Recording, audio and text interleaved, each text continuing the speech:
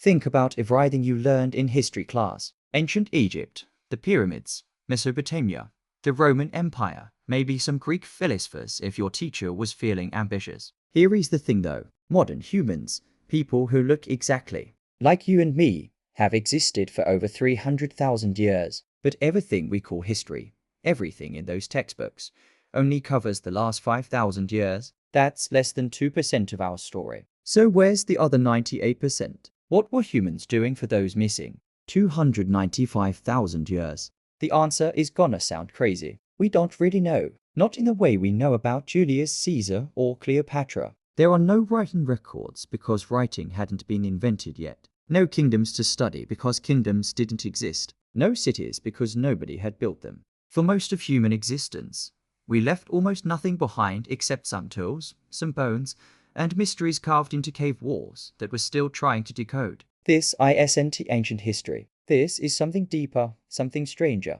This is deep time, a scale so vast that civilizations rise and fall in what amounts to the blink of an eye. And for reasons nobody really understands, we barely talk about it. Here is what's wild. A person living 200,000 years ago had the same size brain as you. The same capacity for language, emotion, creativity, problem solving. They could have learned to use a smartphone if you handed them one and gave them time. They weren't primitive in the way we usually imagine. They were us, just living in a world before everything we take for granted existed. So what were they doing? All that time, just sitting around waiting to invent farming? That doesn't make sense. Humans are too curious, too creative, too restless. For 295,000 years, people were living full lives, raising children, telling stories, figuring out how to survive in environments that would kill most of us today. They were falling in love, making art, staring up at the same stars we see now, and wondering what it all meant. But we don't learn about them. In school, history starts with writing. Before that, it's just this vague blur called prehistory. As if nothing important happened. As if the story only starts when someone figured out how to press symbols into clay tablets. That's insane when you think about it. We spend weeks learning about the construction techniques of Egyptian pyramids, which are 4,500 years old. Impressive, absolutely. But we spend maybe one class period, if we're lucky, on the fact that humans were creating sophisticated art 40,000 years ago. Cave paintings so beautiful and technically skilled that when they were first discovered, scientists refused to believe ancient people could have made them. If you're listening to this to fall asleep, perfect. That's exactly what this is for. But before you drift off, do me a favor and drop a comment. Where are you right now? What time is it? I love checking in and seeing Berlin at sunrise, Tokyo at lunch, Los Angeles at midnight.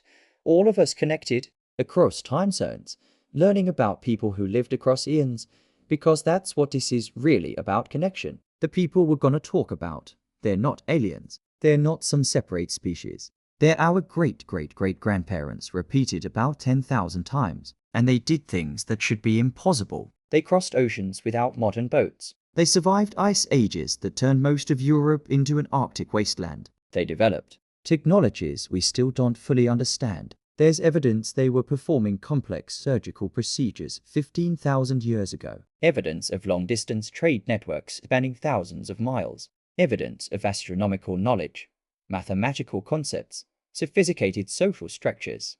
And here is the part that keeps archaeologists up at night. We probably only found a tiny fraction of what existed. Most traces of human activity from before 10,000 years ago have been erased by time. Wooden structures rotted away. Organic materials decomposed. Coastal settlements were swallowed by rising seas at the end of the last ice age. Entire chapters of human achievement just gone. So what you're about to hear isn't the complete story. It can't be. It's more like finding a few pages from a book that was thousands of volumes long. But even those fragments are enough to completely change how we understand human history. They reveal a story stranger, older, and more epic than anything in our history books. We're going back to the very beginning, before civilization, before agriculture, before everything. Back to when humans were just another species trying to survive on a planet that didn't care whether we made it or not. Back to the missing 295,000 years.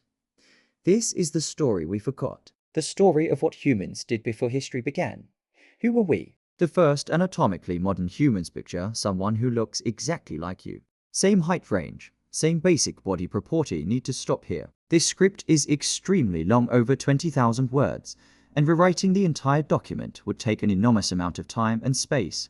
Would you like me to rewrite just a specific section like the first 1,000 minus 2,000 words, rewrite the introduction and one chapter as an example, provide guidelines on how you can rewrite it yourself using simpler vocabulary? Please let me know how you'd like to proceed.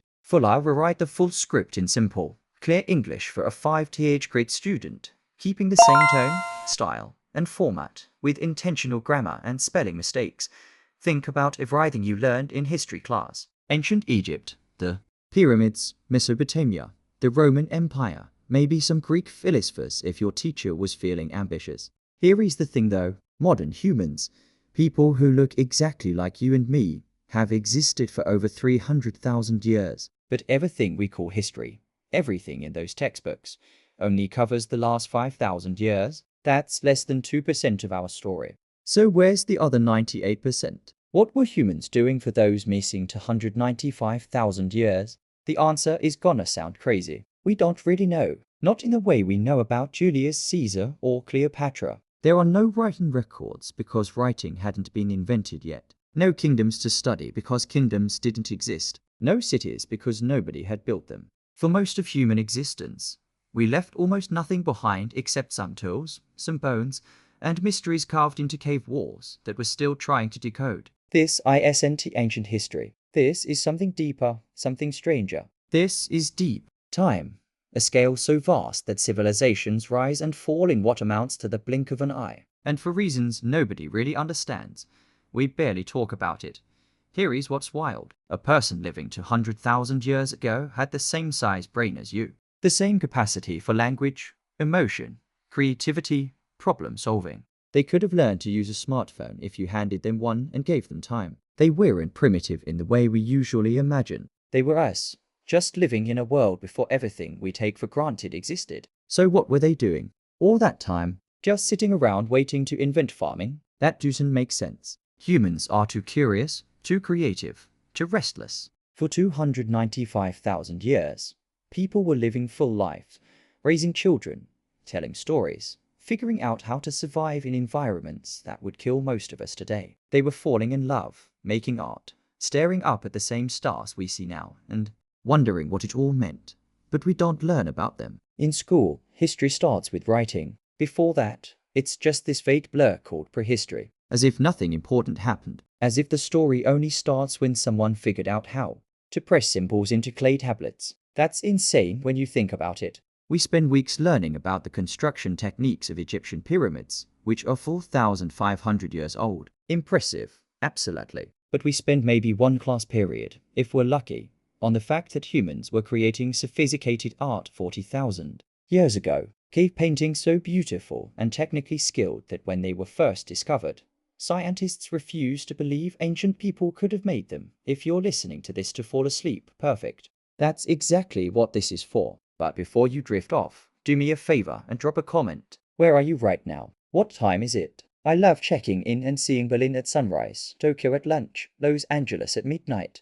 All of us connected across time zones, learning about people who lived across eons, because that's what this is really about: connection. The people we're gonna talk about, they're not aliens. They're not some separate species. They're our great-great-great-grandparents repeated about 10,000 times. And they did things that should be impossible. They crossed oceans without modern boats. They survived ice ages that turned most of Europe into an Arctic wasteland. They developed technologies we still don't fully understand. There's evidence they were performing complex surgical procedures 15,000 years ago. Evidence of long-distance trade networks spanning thousands of miles. Evidence of astronomical knowledge, mathematical concepts, sophisticated social structures.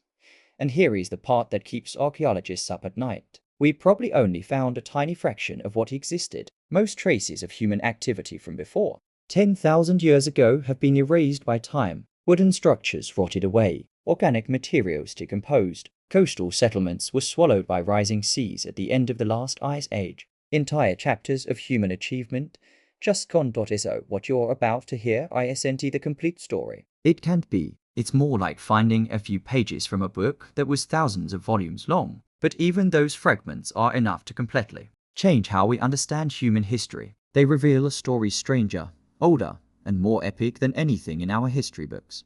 We're going back to the very beginning, before civilization, before agriculture, before everything. Back to when humans were just another species trying to survive on a planet that didn't care whether we made it or not. Back to the missing 295,000 years. This is the story we forgot. The story of what humans did before history began.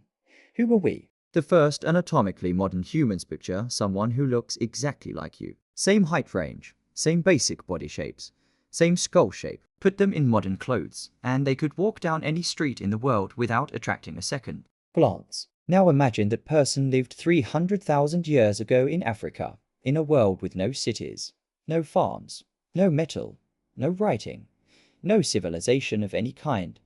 This is the paradox at the heart of human prehistory. Anatomically modern humans, people who look just like us, emerged somewhere in Africa around 300,000 years ago. But for the next 250,000 years, they lived in ways that would seem utterly alien to us. They weren't primitive versions of modern people. They were fully human with the same cognitive potential we have, but they existed in a fundamentally different relationship with the world. The oldest fossils we've found come from a site called 000Years in Morocco. The skulls show all the hallmarks of modern anatomy: high rounded craniums, small flat faces, the distinctive chin that sets Homo sapiens apart from every other human species. When anthropologists first dated these remains, they expected them to be maybe 200,000 years old, fitting neatly into the existing timeline. Instead, the dates came back at 315,000 years. The discovery pushed back the origin of our species by over 100,000 years, and it shattered the idea that modern humans emerged suddenly in one location, because similar fossils started turning up across Africa, in Ethiopia, in South Africa, in Kenya, all roughly the same age, all showing their distinctive modern anatomy. This wasn't one population evolving in one place and then spreading. This was multiple populations across an entire continent, connected by networks of migration and gene flow, all evolving toward the same basic body plan. But here is what keeps anthropologists awake at night. Having a modern body doesn't automatically mean having a modern mind. Those early Homo sapiens, the ones from 300,000 years ago, they had brains the same size as ours. They had the same neural architecture. But were they thinking the same way we think? Were they capable of abstract reasoning, symbolic thought, the kind of consciousness that lets humans wonder about the meaning of existence? We don't know. And the uncertainty is maddening. The archaeological record from this early period is frustratingly sparse. Stone tools, yes. Evidence of hunting and gathering, yes. But nothing that screams modern human behavior. No art, no symbols, no clear evidence of the kind of abstract thinking that defines human culture today. For over 100,000 years after anatomically modern humans appeared, the archaeological record looks almost identical to what Neanderthals and other human species were producing. Same basic tool types, same subsistence strategies, same apparent lack of symbolic behavior. This created one of the biggest debates in anthropology. Did modern anatomy emerge first, with modern behavior following much later? Or did our ancestors always have the capacity for complex thought, but only started expressing it archaeologically when conditions were right? The first hints of something different start appearing around 200,000 years ago, at a site called Pinnacle Point in South Africa. Archaeologists found evidence of systematic ochre processing. Ochre is a natural clay colored with iron oxide, ranging from yellow to deep red, and humans have been obsessed with it for hundreds of thousands of years. But why? You can't eat it. It doesn't make better tools. The only explanation that makes sense is symbolic. They were using it for decoration, for ritual, for marking bodies or objects as special. Then around 100,000 years ago, the evidence gets stronger. Shell beads start appearing, carefully perforated for stringing. These aren't just pretty objects. They're symbols of identity. When you wear a bead, you're making a statement about who you are, what group you belong to, what status you hold. This is abstract thinking, the ability to invest objects with meaning beyond their physical properties. But the real game changer is burial. The first clear evidence of intentional burial by Homo sapiens appears around 100,000 years ago. Not just bodies covered with dirt, but deliberate graves, bodies positioned carefully, sometimes with objects placed alongside them. This is consciousness confronting mortality. This is humans who understood that death was permanent, who felt the need to mark that transition with ritual. Think about what that means. Someone dies, and instead of just leaving the body where it fell, the group stops everything. They dig a hole, a task that takes hours with primitive tools. They arrange the body carefully. Maybe they say words, perform rituals, express grief in ways we can only imagine. Then they cover the grave and remember where it is. This requires abstract thought, emotional complexity, the ability to conceive of existence and non-existence. Were they wondering about the stars yet? When did a human first look up at the night sky and ask why? We'll never know exactly, but burial suggests they were already asking the big questions. What happens after death? Why are we here? What does it all mean? These weren't simple survival behaviors. These were the first stirrings of philosophy, religion, art, the emergence of the full human experience. But here is where the story gets complicated. Our ancestors weren't alone. Between 300,000 and 40,000 years ago, Earth was home to at least 5 different human species, all living simultaneously, all competing for the same resources, all capable of sophisticated behavior. The Neanderthals had Europe and Western Asia. They were manufacturing complex tools, hunting Ice Age megafauna, creating the first systematic burial practices. Some evidence suggests they were using pigments, possibly creating cave art, definitely engaging in symbolic behavior. They weren't primitive brutes. They were humans, just a different branch of the human family tree. The Denisovans controlled huge swaths of Asia. We know less about them because we've found fewer fossils, just a handful of teeth and bone fragments from a cave in Siberia. But their DNA is everywhere. Modern populations from Tibet and New Guinea carry Denisovan genes, evidence that our ancestors encountered them and interbred with them across thousands of miles and thousands of years. Then there were others. Homo naldi in South Africa with their strange mixture of primitive and modern features. Homo floresiensis in Indonesia, the so-called hobbits, standing barely a meter tall, but capable of making sophisticated stone tools. Homo luzonensis in the Philippines, known from a few fossils, but representing yet another human lineage that survived into the age of Homo sapiens. All of these species were human in the broadest sense. All had large brains, made tools, used fire, probably had language of some kind, and they all overlapped with us in time and space. Our ancestors knew they existed. They encountered them, competed with them, sometimes fought them, sometimes mated with them. This is profoundly different from how we usually think about human evolution. We imagine a linear progression, one species evolving into the next in a neat chain leading to us. But the reality was messy, chaotic, beautiful. Multiple human species, all experimenting with different survival strategies, all developing their own unique adaptations and cultures.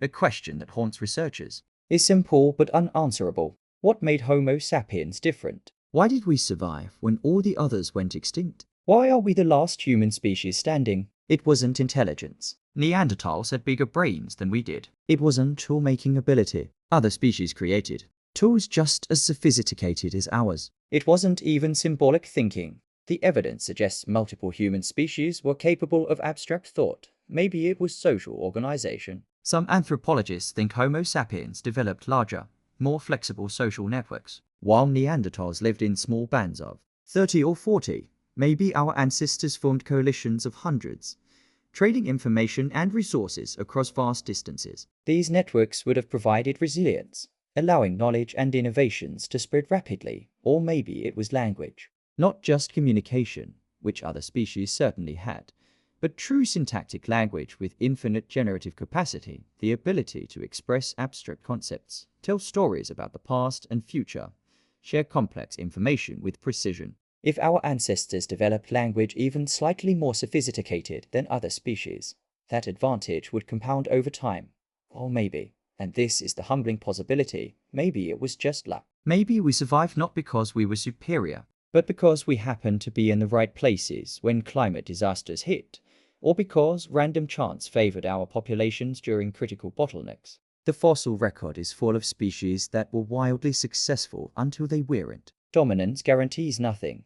What we know for certain is this: by 70,000 years ago, something had changed. The archaeological record shifts dramatically. Suddenly, we see an explosion of sophisticated behavior, elaborate tools, long-distance trade networks, musical instruments, sophisticated art, complex burial practices. Everything that defines modern human culture appears within a few thousand years.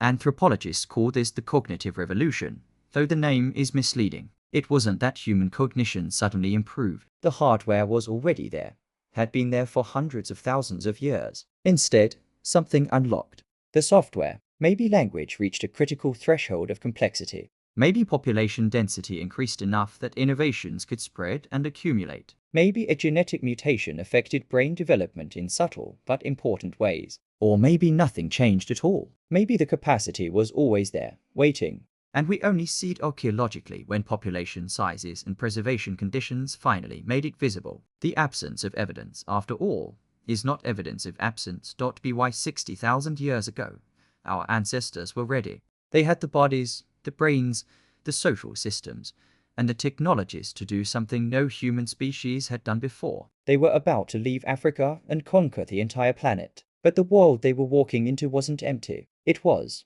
full of other humans, other species, all adapted to their own territories, all ready to defend their resources. The age of human diversity was ending. The age of Homo sapiens dominance was about to begin. But first, they had to survive a journey into the unknown, carrying nothing but stone tools, fire, and the accumulated knowledge of 250,000 years of human experience, life before farming. The hunter-gatherer world. Let's destroy some myths right now. When you picture a Stone Age human, what do you see? Probably some brutish, grinding creature huddled in a cave, barely surviving, living a short, nasty, violent life. The classic caveman, stereotype half ape, half human, more animal than person. That image, completely wrong, dangerously wrong, actually, because it prevents us from understanding who these people really were.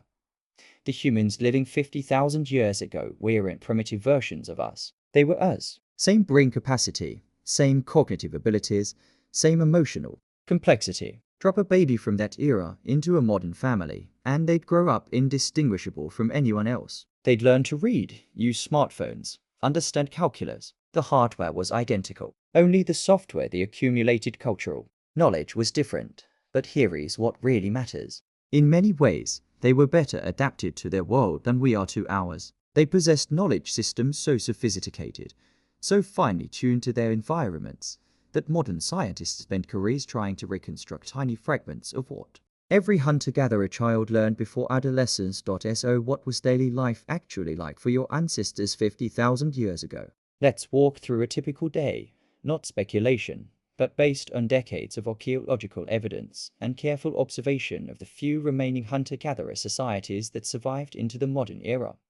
You wake up as the sun rises, not because you have an alarm clock, but because your circadian rhythm is perfectly synchronized with natural light cycles. You've slept around 9 hours, maybe more in winter, curled against your family for warmth. Your sleep was interrupted several times during the night, which is normal. Nobody slept in one continuous 8-hour block until the industrial era invented that pattern. You'd wake, tend the fire, check on children, talk quietly with others, then drift back to sleep. The first task is breakfast. But here is where things get interesting. You're not desperate for food. You're not starving. Archaeological analysis of hunter-gatherer skeletons shows they were generally well-nourished, often healthier than early agricultural populations. There's food from yesterday, nuts and dried meat, maybe some berries. You eat enough to feel satisfied. Then begin the day's work. And here is the shocking part: that work takes maybe 3 to 5 hours. Anthropologists studying modern hunter-gatherers have documented this consistently. The Kum people of the Kalahari, the Hadza of Tanzania, indigenous Australian groups, all of them work dramatically less than modern humans. They'd spend a few hours gathering plant foods or hunting. Then the rest of the day was leisure, socializing, playing with children, making art, telling stories, napping, having sex. This is what anthropologist Marshall Salins called the original affluent society. Not because they had lots of stuff, but because they easily satisfied their material needs with minimal work, then spent the rest of their time doing things they actually enjoyed. Think about that. Your ancestors 50,000 years ago probably worked fewer hours than you do. They had more free time than most modern people. More time for friends, for family, for creativity, for rest. Now, the work they did do was skilled labor. Gathering plant foods wasn't just picking whatever looked edible. It required encyclopedic knowledge of hundreds of plant species. Which parts were edible and when? How to process toxic plants to make them safe. Where different species grew in different seasons. How weather patterns affected availability. A skilled gatherer usually, but not exclusively women, could look at a landscape and see what modern eyes would miss entirely. That patch of unremarkable grass. It has edible roots 3 feet underground. Those trees, their inner bark is nutritious in late winter when nothing else is available. That flowering plant, its seeds won't be ready for another 2 weeks. But mark them. Location and return then. This knowledge was detailed, precise, scientific in everything but name. It had to be. Mistakes could kill you. Confuse one plant species with a toxic lookalike and you'd die in agony. Miss the seasonal timing and you'd go hungry. Hunting required equally sophisticated knowledge. Tracking an animal across varied terrain. Interpreting days-old signs to reconstruct its behavior. Understanding animal psychology well enough to predict movements. Knowing which hunting techniques worked for which species in which conditions. The best hunters weren't just strong or fast. They were naturalists, ecologists, applied psychologists. They understood their prey better than most modern biologists understand laboratory animals. They could predict where a herd would be 3 days from now based on weather patterns, vegetation, growth, and seasonal behavior. And they didn't hunt alone. Cooperative hunting was the norm. Groups of hunters working together, using elaborate communication, sometimes spanning hours or days, driving game toward ambush points, coordinating movements across miles. This required language, planning, trust, and leadership, all the cognitive abilities that supposedly distinguish modern humans.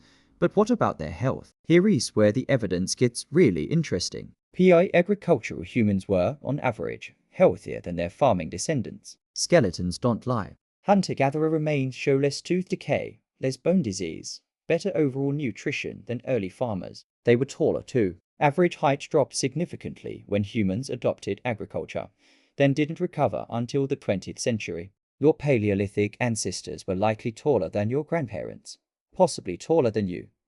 They had fewer infectious diseases because they lived in small groups that moved frequently. Epidemic diseases required dense, settled populations to sustain themselves. Hunter-gatherers were too mobile to disperse. A disease might kill one band, but wouldn't spread further. Now, life wasn't perfect. Injury was dangerous. A broken leg could mean death if you couldn't keep up when the band moved. Childhood mortality was significant, though not as catastrophic as often claimed. But if you survived to adulthood, you had a decent chance of living into your 60s or 70 seconds. Not that everyone died at 30, myth you've probably heard. The social structure was radically different from anything most modern people experience. These bands, typically 20 to 50 people, were profoundly egalitarian, not because they had noble philosophies about equality, but because inequality was impossible to maintain. You can't accumulate wealth when you're constantly moving. You can't dominate others when survival depends on cooperation. You can claim ownership of land when your whole territory spans hundreds of miles and you share it with neighboring bands. Leadership existed, but it was fluid, situational. The best hunter might lead during a hunt. The most knowledgeable elder might guide decisions about moving camp. The most skilled healer would direct medical care. But nobody ruled. Nobody commanded. Authority came from competence, not position. This created what anthropologists call a sharing economy. Not because people were selfless saints, but because sharing was the only rational strategy. Kill a large animal, and you can possibly eat it all before it spoils. No refrigeration, remember? So you share it with the whole band, knowing that when someone else makes a kill, they'll share with you. This extended beyond food. Knowledge was shared freely: tool-making techniques, hunting strategies, medicinal plant knowledge. Hoarding information would be absurd when everyone's survival depended on the collective knowledge base.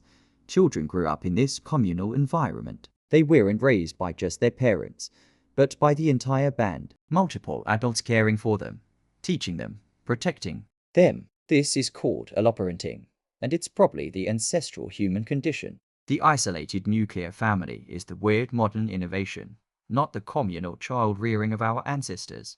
And they were teaching these children sophisticated knowledge systems that took years to master. How to read landscapes, understand animal behavior, process foods, make tools, treat illnesses, navigate by stars, predict weather, maintain social relationships. This was education as rigorous as anything in a modern school, just conducted through apprenticeship and practice rather than formal instruction. Plant medicine alone represents an astonishing intellectual achievement. Hunter-gatherers knew which plants reduced fever, which treated infections, which eased pain. They understood that willow bark contains the compound we now call aspirin, that certain molds have antibiotic properties, that specific plants could induce abortion or ease childbirth. This wasn't superstition. This was pharmacology developed through centuries of careful observation and experimentation. They were doing science. They just weren't writing it down. So why did this lifestyle persist for over 200,000 years? Why did it work so well for so long? Because it was sustainable. Hunter-gatherers existed in relative balance with their ecosystems. They weren't passive victims of nature. They shaped their environments through controlled burning, selective harvesting, even proto-agriculture in some regions. But they didn't deplete resources faster than they could regenerate, because it was adaptable. When conditions changed, hunter-gatherers could move, shift their diet, adjust their strategies. They weren't locked into one way of life, or way farmers would be, dependent on specific crops and specific territories, because it was, in a very real sense, affluent. Not materially wealthy, but satisfied needs met without grinding labor, time, for rest, for creativity, for human connection. But it was also limiting. Band size stayed small because larger groups couldn't maintain the egalitarian sharing economy. Technology advanced slowly because innovation was local and knowledge transfer between distant groups was limited. Population density stayed low because the hunter-gatherer lifestyle couldn't support more people per square mile. These weren't stupid constraints. These were features of a successful adaptation. For 200,000 years, this was the human condition. This was the life that shaped our psychology, our social instincts, our fundamental nature. When agriculture finally emerged around 10,000 years ago, it didn't replace hunter-gathering because it was obviously better. Early farmers worked harder, ate worse, and died younger than their hunter-gatherer neighbors. But agriculture supported denser populations, and eventually numbers won. Still, we carry the hunter-gatherer blueprint in our minds and bodies. Our craving for variety in diet, our need for social connection, our ability to learn complex skills through observation, our egalitarian instincts that make us uncomfortable with extreme inequality. Understanding this isn't just academic. It's about recognizing what kind of creature you actually are, what your mind and body were designed for, and why modern life sometimes feels so profoundly wrong. Your ancestors weren't primitive. They were sophisticated, knowledgeable, and in many ways free in ways we've forgotten how to be. The first artists. Cave paintings and the birth of creativity. Picture yourself descending into a cave in southwestern France. Not a modern tourist cave, with electric lights and handrails, but a narrow passage discovered by accident in 1940 when a teenager's dog fell through a hole in the ground. You squeeze through the entrance, your torch casting shadows on rough stone walls. You crawl forward through passages barely wide enough for your shoulders, and then the tunnel opens up. The walls explode with life. Horses gallop across the ceiling. Wolves charge through painted meadows. Deer leap and twist in impossible grace. The animals seem to move in the flickering torchlight, muscles rippling, heads turning to watch you as you pass. The paintings cover everything, layered over each other in some places, carefully spaced in others. This isn't random graffiti. This is art, sophisticated, intentional, breathtaking art. Welcome to Lascaux, one of the most extraordinary art galleries ever created, and it's 17,000 years old. But here is what makes your head spin. Lascaux isn't even the oldest, not by a long shot. The Chauvet Cave in southern France contains paintings dated to 36,000 years ago. The lions and rhinoceros and bears painted on those walls are nearly twice as old as Lascaux. Some hand stencils found in caves in Indonesia date back 39,900 years, and there's growing evidence that the creative explosion actually started even earlier, maybe 50,000 years ago or more. For context, the Great Pyramid of Giza is 4,500 years old. The cave paintings at Chauvet are 8 times older than the pyramids. 8 times. These artists were separated from ancient Egypt by more time than ancient Egypt is separated from us. Think about that for a second. When Egyptian pharaohs were building monuments to their gods, the paintings in Chauvet Cave were already ancient history. Incomprehensibly old, as distant to them as they are to us. And yet, if you look at those paintings today, if you really study them, You see something that stops your breath. They're not primitive. They're not crude approximations or simple stick figures. They're masterpieces. The horses at Lascaux show shading and perspective. The artist understood how to create the illusion of three-dimensional form on a two-dimensional surface. They mixed pigments to create different colors, reds and yellows and blacks made from iron oxides, manganese, and charcoal. They used the natural contours of the cave walls to give their animals volume and movement. A bulge in the rock becomes the shoulder of a bison. A crack transforms into the leg of a horse. At Chauvet. The technique is even more sophisticated. Artists used stumping, blending charcoal with their fingers or tools to create soft shadows and highlights. They showed animals in motion, legs positioned to suggest running or fighting.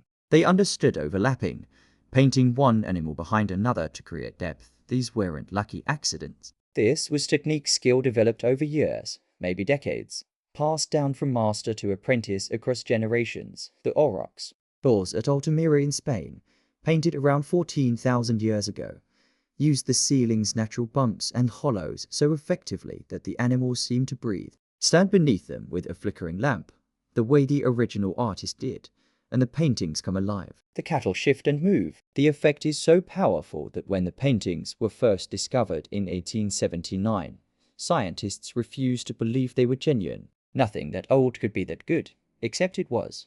But here is where the mystery deepens. Why? Why did they do this? These weren't doodles scratched during idle moments. Creating these paintings required enormous effort. The caves go deep, hundreds of feet into the earth through passages that are cold, dark, and dangerous. The artist had to bring in materials, pigments ground from minerals, animal fat for lamps, scaffolding to reach the high ceilings. At Lascaux, there's evidence they built wooden platforms to paint the upper galleries. They had to prepare the cave walls, sometimes scraping them clean, mix their paints to exactly the right consistency. Work by firelight or the dim glow of stone lamps burning animal fat, which gives maybe 1/10 the light of a candle. This wasn't casual. This was deliberate, systematic, important. But important for what? The standard answer is ritual hunting. Magic. The theory goes that by painting the animals, prehistoric humans believed they could control them, ensure successful hunts, maybe even influence the animals' movements and behavior. Paint the bison. Catch the bison. It's elegant. It makes sense. And it might be completely wrong, because here is the thing. Many of the animals painted in these caves weren't primary food sources. At Chauvet, the walls are dominated by dangerous carnivores, lions and cave bears and rhinoceros. These weren't animals our ancestors hunted regularly. The archaeological evidence shows they mostly ate reindeer and horses. But those animals are far less common in the cave art. If this was hunting magic, they were doing it wrong, some researchers think the caves were sacred spaces, temples where shamans conducted rituals and initiations. The deepest chambers, the ones requiring the most dangerous climbs and squeezes, might have been used for vision quests or coming-of-age ceremonies. Imagine being a teenager 20,000 years ago, crawling through absolute darkness, squeezing through gaps barely wide enough for your body, finally emerging into a hidden chamber where the walls explode with painted animals. That would mark you, change you, make you understand you were part of something ancient and powerful. Others suggest the paintings were storytelling maps of migration routes and hunting territories, records of important events, teaching tools to pass knowledge to the next generation. The paintings do cluster in specific areas, almost like chapters in a book. Maybe they were meant to be read in sequence, telling stories we can no longer understand. But maybe, just maybe, they did it for the same reason artists do anything. Because they had to. Because something in them needed to create. Because they looked at a blank wall and saw horses running, bulls charging, deer leaping, and they couldn't rest until they brought that vision into the world. Stand in front of those paintings, really look at them, and you feel the presence of the artist, not as an abstract prehistoric human, but as an individual, someone who stood exactly where you're standing, who lifted their hand, touched pigment to stone, and left part of themselves behind. Someone who had hopes and fears and dreams and frustrations. Someone who saw beauty in the world and wanted to capture it, preserve it, share it, and sometimes they left more direct evidence, handprints, hundreds of them, scattered across cave walls from France to Indonesia to Argentina. The technique is simple. Place your hand flat against the wall, blow pigment around it, probably through a hollow bone or reed. Remove your hand. What's left is a negative image, a stencil, a ghost of your presence. These handprints are haunting. Touch one, place your hand directly over the print, and you're connecting with someone across 30,000 years. Your palm rests where their palm rested. Your fingers align with their fingers. The size tells you things small.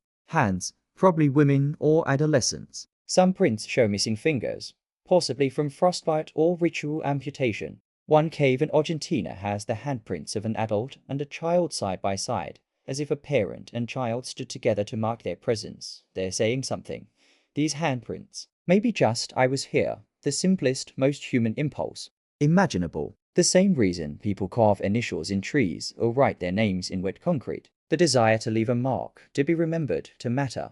But cave paintings weren't the only art form. Portable art exploded during the same period. Carved figurines appear in the archaeological record around 40,000 years ago. The Venus of Hohlfels, found in Germany, is carved from mammoth ivory and dates to about 35,000 years ago. Its tiny fits in your palm, but the detail is extraordinarily exaggerated. Female features, carefully incised details polished from being handled repeatedly. This was something precious, something carried and treasured. Similar figurines appear across Europe: the Venus of Willendorf, the Venus of Lespuc, the Venus of Brassenpoy, all showing similar stylistic choices, emphasizing fertility and femininity. Were these religious idols fertility symbols, portable representations of a goddess, or were they something simpler, representations of specific individuals, prehistoric portraits carried by people far from home?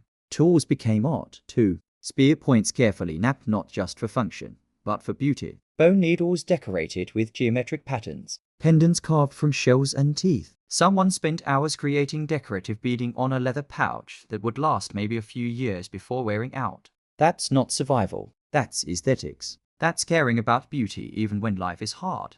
And they made music. Bone flutes appear in the archaeological record about 40,000 years ago. These aren't simple whistles. They're sophisticated instruments, with multiple holes capable of producing different notes. The DVB flute, made from a cave bear femur, might be 50,000 years old, though its authenticity is debated. Later flutes like those found at Geisenkostel in Germany are unquestionably instruments, carefully crafted with precisely placed holes that produce a musical scale.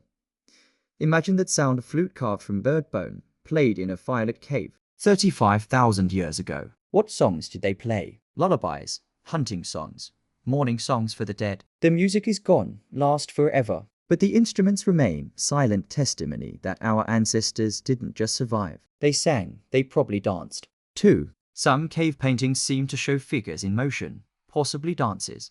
Archaeological sites show areas that might have been cleared for performances, spaces with good acoustics where sound would carry and echo. Music and dance and firelight and painted walls, ritual and art and community all woven together. But here is the question that haunts every archaeologist who studies this period. Was there art before? Art that didn't survive. Paint fades, wood rots, leather decays. The earliest art we've found is all in caves or carved from durable materials. But what if they painted on bark, on hide, on their own bodies? What if the creative explosion we see 40,000 years ago wasn't the beginning, but just the point where art finally started being made from materials that could survive? Some researchers think artistic expression goes back much further. Ochre crayons, pieces of pigment apparently used for drawing, appear in South African archaeological sites dating back 100,000 years. Abstract patterns carved into ochre chunks date back 75,000 years. These aren't representation art like the cave paintings, but they're intentional marks, patterns, symbols, the beginning of symbolic thought. Maybe the cave paintings we marvel at today weren't revolutionary at all. Maybe they were just the latest expression of a creative tradition that stretched back 100,000 years or more. A tradition we can only glimpse through the tiny fraction that survived. But what we do see, what remains, tells us something profound about who we were. We weren't just trying to survive. We were trying to live, to create meaning, to transform the world around us into something beautiful and sacred and meaningful, to leave messages for the future, to say, I was here, I mattered, I saw beauty, and I made it real. Those cave painters are our ancestors. Their creative impulse lives in us. Every painting, every song, every story we create today is part of that same unbroken tradition that started in firelit caves 40,000 years ago. The first artists are still speaking to us.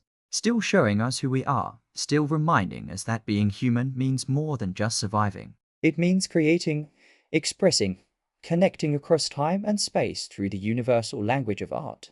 And in the quiet darkness of those painted caves, if you listen carefully, you can almost hear them, the ancient voices singing songs we've forgotten, telling stories that echo through millennia, inviting us to remember that we've always been artists, always been dreamers, always been human. Myths of the Ice Age. Surviving the extreme picture of the world 20,000 years ago. Ice sheets 2 miles thick covering Canada, Scandinavia, most of Britain. Glaciers grinding their way south across what would become New York, Berlin, Moscow. So much water locked up in ice that sea levels dropped for 100 feet. Coastlines pushed out for miles, exposing land bridges between continents. The planet was a freezer, and your ancestors were living in it. This was the last glacial maximum, the deepest freeze of the most recent ice age. And somehow, implausibly, humans not only survived it, they thrived. They multiplied. They spread across frozen landscapes that should have killed them. They turned the ice age into an opportunity.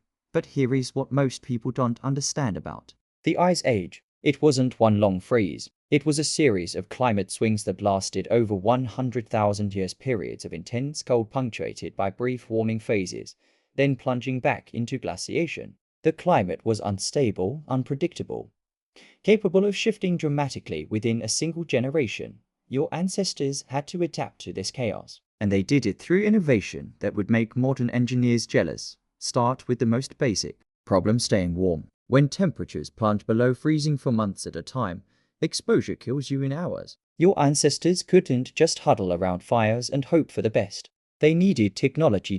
So they invented clothing as we know it. Not simple animal skin draped over shoulders, but tailored, fitted garments designed to trap heat and block wind. Archaeological evidence shows they were sewing complex outfits 30,000 years ago, maybe earlier. Bone needles, incredibly fine and precisely made, show up in Ice Age sites across Europe and Asia. These weren't crude implements. These were specialized tools that could pierce leather and sinew, creating watertight seams. Think about what this means cognitively. You have to kill an animal, process its hide through days of scraping and curing, cut pieces to specific patterns that match the human body, then stitch them together with cordage made from animal sinew. That's planning. That's abstract thinking. That's engineering. And they didn't stop there. Evidence suggests they were creating layered clothing systems, base layers against the skin, insulating middle layers of fur, weather-resistant outer layers. The same principles modern mountaineers use, invented by Ice Age humans with nothing but stone tools and animal materials. But clothing alone wasn't enough. They needed shelter. In the treeless frozen steppes of Ice Age Europe and Asia, there was no wood for substantial construction. So they improvised. They built houses out of bones. Mammoth bone houses, structures using hundreds of bones from multiple animals, arranged in circular patterns with mammoth skulls forming the foundation. Long bones arched overhead to create dome-shaped frames, all covered with hides and sod for insulation. These weren't temporary camps. These were engineered dwellings designed to withstand winter winds and heavy snow loads. One site in Ukraine shows a mammoth bone house that required the bones from at least 95 different mammoths. The construction would have taken weeks, maybe months. And it worked. People lived in these structures for years, maybe generations, successfully weathering winters that would kill an unprotected human in hours. Inside these shelters, they maintained fires using a carefully managed fuel economy. When wood was scarce, they burned bone, which produces intense heat but requires sophisticated fire management to ignite and maintain. They created stone-lined hearths that maximized heat output and minimized smoke. They developed ventilation systems that let smoke escape while preserving warmth. This is survival engineering at the highest level, but it gets even more impressive when you consider what they were hunting. Mammoths, woolly rhinoceros, giant bison, megafauna that could weigh several tons, animals that could kill a human with a single blow. And your ancestors were taking them down regularly enough to build houses from their bones. How do you hunt a mammoth with stone-tipped spears? Very carefully, with very sophisticated tactics. The evidence suggests they used coordinated group hunting strategies that required complex planning and communication. They identified migration routes and returned to the same locations year after year, places where terrain channeled animal movements into predictable patterns. They used natural features, cliffs, ravines, frozen rivers to create kill zones where large animals could be trapped or driven. Some sites show evidence of systematic butchering operations that processed thousands of pounds of meat and bone. This wasn't opportunistic scavenging. This was organized hunting, possibly involving dozens of people working in coordinated teams with planned roles, and they wasted nothing. Meat for food, bones for shelter and tools, hides for clothing, sinew for cordage, fat rendered for fuel and waterproofing. A single mammoth could sustain a group for months if properly processed and stored. In the frozen north, natural refrigeration meant meat could be preserved through long winters, stockpiled against lean times, but even the best hunters faced disasters: climate fluctuations, animal migration pattern changes, disease outbreaks, accidents.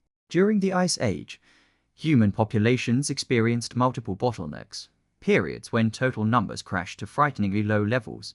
Genetic analysis shows several of these near-extinction events, times when human populations dropped to a few thousand individuals worldwide. Not as severe as the Great Bottleneck 900,000 years before, but still moments when our species teetered on the edge of oblivion. What saved us was the same metapopulation structure that had preserved our ancestors during earlier crises: small groups scattered across vast territories, connected by kinship networks and trade relationships, but independent enough that no single disaster could eliminate everyone. When one group failed, others survived. When resources collapsed in one region, people migrated to territories where conditions were better. This flexibility, this ability to move and adapt rather than stay and perish, was perhaps the most important survival strategy of all. And move they did. The Ice Age created opportunities for migration that hadn't existed before.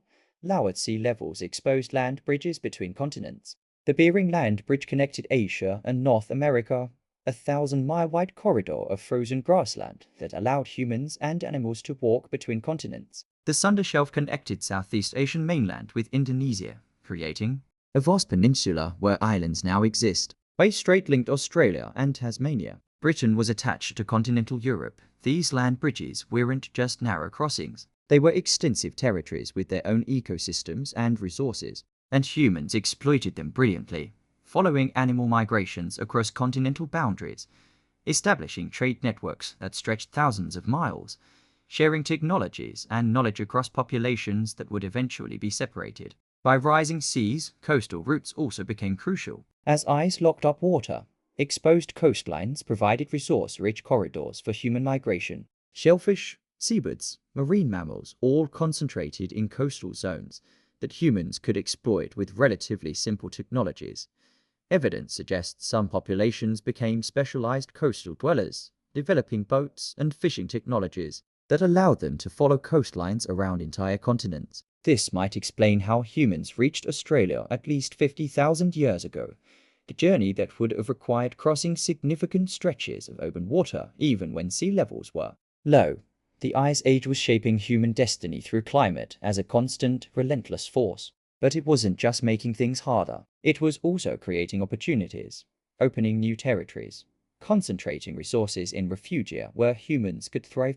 In southern Europe, regions like the Franco-Cantabrian zone became Ice Age refugia, where relatively mild climates and abundant resources supported dense human populations. These regions became hotspots of cultural innovation, producing the magnificent cave art, developing sophisticated tool technologies that would spread across the continent. In Africa, shifting rainfall patterns created and destroyed lakes, grasslands, and forests over millennia. Humans tracked these changes, moving with the resources, adapting to new environments as conditions shifted. The Sahara alternated between desert and grassland multiple times, each transition forcing populations to migrate or adapt.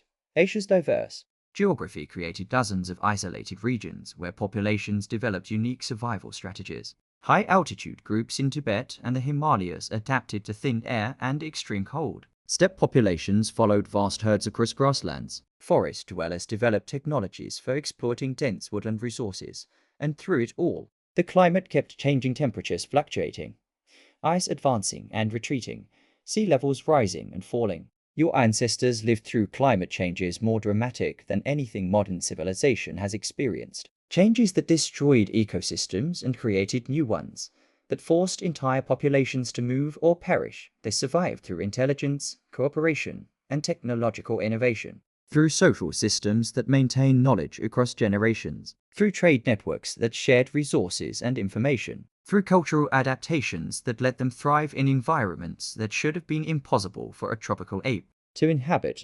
By the time the Ice Age finally ended 12,000 years ago, humans had spread to every continent except Antarctica.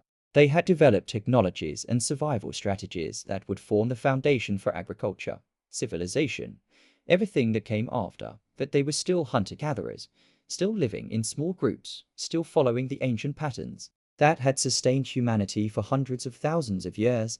The Ice Age had tested them relentlessly, and they had passed every test. What happened next would change everything. The warming climate would create new opportunities and new challenges. And your ancestors, tempered by millennia of survival at the extremes, were ready for whatever came next.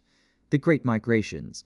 How humans conquered the Earth. Picture a single footprint in wet sand on a beach in what would one day be called Arabia. 60,000 years ago, maybe less. One human foot pressing into coastal mud during low tide.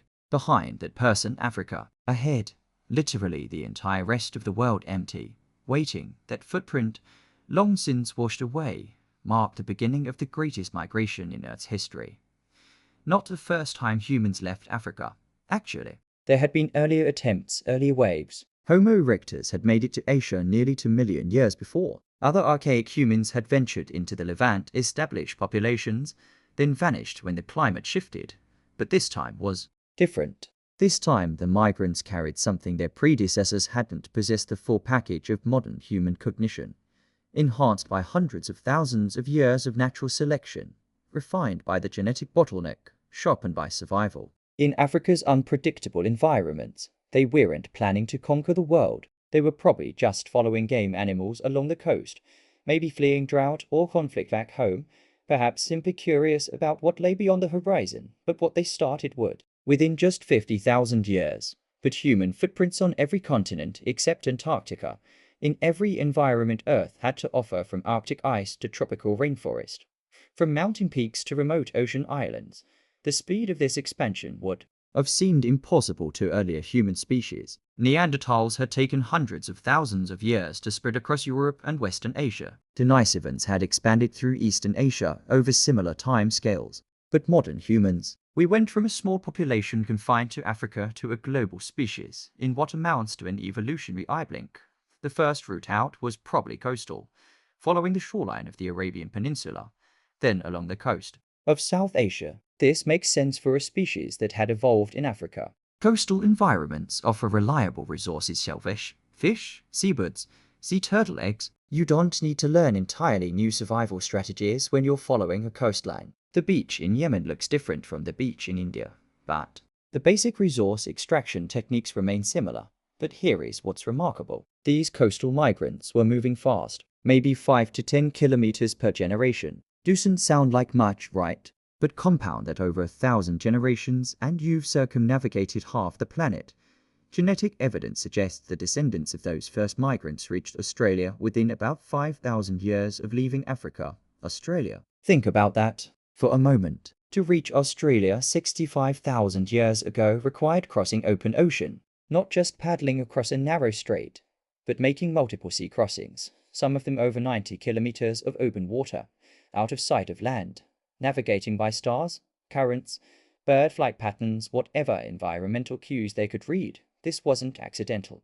You don't accidentally build boats capable of carrying families and supplies across 90 kilometers of ocean. You don't accidentally navigate to a continent you've never seen. These were planned voyages, deliberate expeditions into the unknown. Some probably ended in disaster, boats swept off course, families lost to storms or currents. But enough succeeded that within a few thousand years, humans had established populations across the Australian continent and even reached New Guinea, which was connected to Australia during the Ice Age. And they didn't just arrive and survive, they thrived. Aboriginal Australians developed sophisticated fire management techniques, essentially terraforming the continent to suit their needs. They created trade networks spanning thousands of kilometers. They developed some of the world's most complex kinship systems. All of this in environments that ranged from tropical rainforest to burning desert to temperate woodland. Meanwhile, back in Asia, Other branches of that initial out-of-Africa migration were pushing north and west. Some groups moved into the Middle East, where they encountered Neanderthals. The genetic evidence shows they didn't just compete with Neanderthals, they interbred with them. Modern humans of European and Asian descent carry roughly 2% Neanderthal DNA. The legacy of those ancient encounters. Other groups pushed further east into what's now China and Southeast Asia. There they met Denisovans, and again interbreeding occurred. Modern Melanesians carry up to 5% Denisovan DNA. Some Tibetan populations have Denisovan genetic variants that help them process oxygen at high altitudes. We literally carry pieces of these extinct human species in our genome souvenirs from meetings that happened 50,000 years ago. But the most astounding migrations were yet to come. Around 40,000 years ago, humans reached Europe. Not the first humans there. Neanderthals had been living in Europe for hundreds of thousands of years, but modern humans brought something new. Within about 5,000 years of arriving in Europe, they had essentially replaced the Neanderthal population, not through violence necessarily, though conflict certainly occurred, more likely through competitive exclusion. Modern humans could simply extract more resources from the same environment, support larger populations, innovate faster when conditions changed. The Neanderthals, magnificent survivors who had endured ice age after ice age, couldn't compete with populations that could create art, develop complex symbols, maintain larger social networks. Why 40,000 years ago, Neanderthals were gone. Not extinct in the absolute sense. They left genetic contributions in modern humans, but extinct as a separate species, absorbed into the expanding modern human population. Modern humans were also pushing into environments no human species had ever successfully colonized, into the Arctic reaches of Siberia, where winter temperatures could drop to -50 degrees Celsius. The archaeological record shows they were there by 30,000 years ago. Developing specialized cold weather technologies, tailored clothing made from multiple animal skins, semi-subterranean houses heated by bone-fueled fires, sophisticated strategies for hunting mammoth and other ice-age megafauna.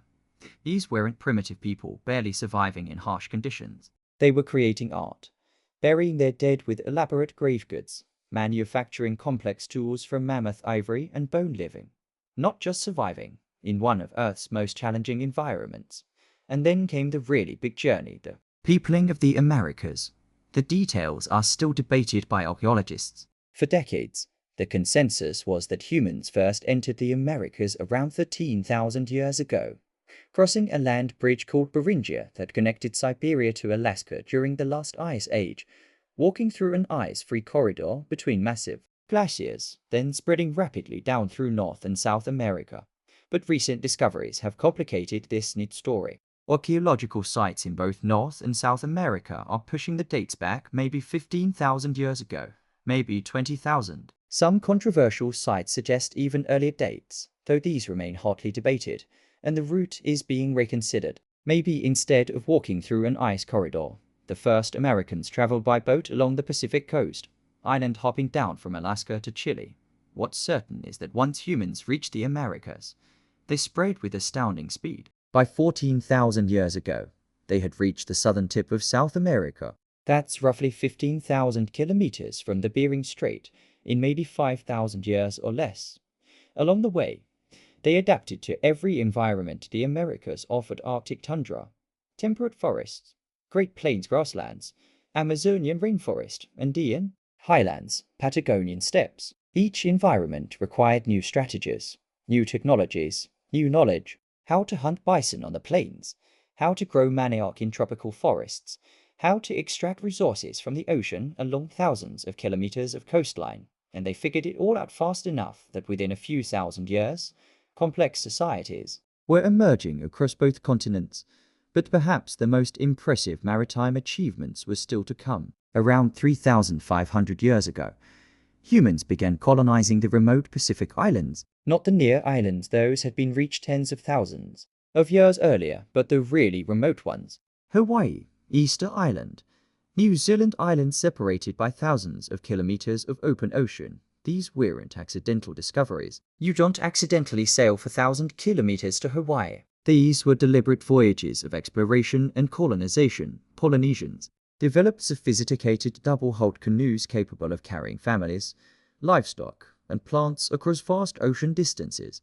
They navigated using stars, wave patterns, bird behavior, and detailed knowledge passed down through generations. They could look at clouds on the horizon and determine where the land lay beneath them, read swells to detect islands beyond visual. Range.by 1,000 years ago, humans had reached essentially every habitable place on Earth. We had gone from a small population in Africa to a global species present on every continent and thousands of remote islands. No other large mammal has ever achieved anything comparable, and we can track this expansion in unprecedented detail. DNA has become a time machine, allowing us to map ancient migrations with remarkable precision. When populations split, they start accumulating different genetic mutations. The longer they're separated, the more differences accumulate. By comparing modern genomes, geneticists can reconstruct ancient migration routes, estimate when populations diverged, even identify interbreeding events with other human species. The genetic map reveals details no archaeological site could tell us. There were back migrations, populations that left Africa, then returned. There were lost populations that left genetic traces but no archaeological record. There were multiple waves of migration into the same regions. Earlier populations, replaced or absorbed by later arrivals, were discovering that human prehistory was far more complex than we imagined. Not a simple tree with populations branching off and never meeting again, but a braided stream with populations splitting, merging, exchanging genes and ideas across thousands of miles and tens of thousands of years. Some of these populations left only genetic ghost DNA sequences that don't match any known fossil humans, possible evidence of human species we haven't discovered yet, known only through their genetic contributions to living people. The history is still being written. New discoveries constantly revising our understanding. But one thing is clear. The humans who left Africa 60,000 years ago carried something that allowed them to succeed where earlier humans have failed, some combination of cognitive flexibility, social cooperation, and technological innovation that made them essentially unstoppable. Once they started moving, nothing could contain them. Not oceans, not ice sheets, not deserts, not mountain ranges. Within 50,000 years, human fires were burning on every continent. Human voices speaking hundreds of different languages were echoing across every landscape Earth offered. The age of global humanity had begun, but they weren't done adapting. Not even close. What did they believe? Spirituality before religion. Here's something that will change how you think about everything. 100,000 years ago, someone took flowers to a grave. Not just any flowers, carefully selected blooms arranged deliberately around the body of someone they loved. We know this because archaeologists found the pollen preserved in the soil of a cave in northern Iraq. Unmistakable evidence that Neanderthals, our extinct cousins, were doing something no other animal had ever done. They were trying to make death beautiful.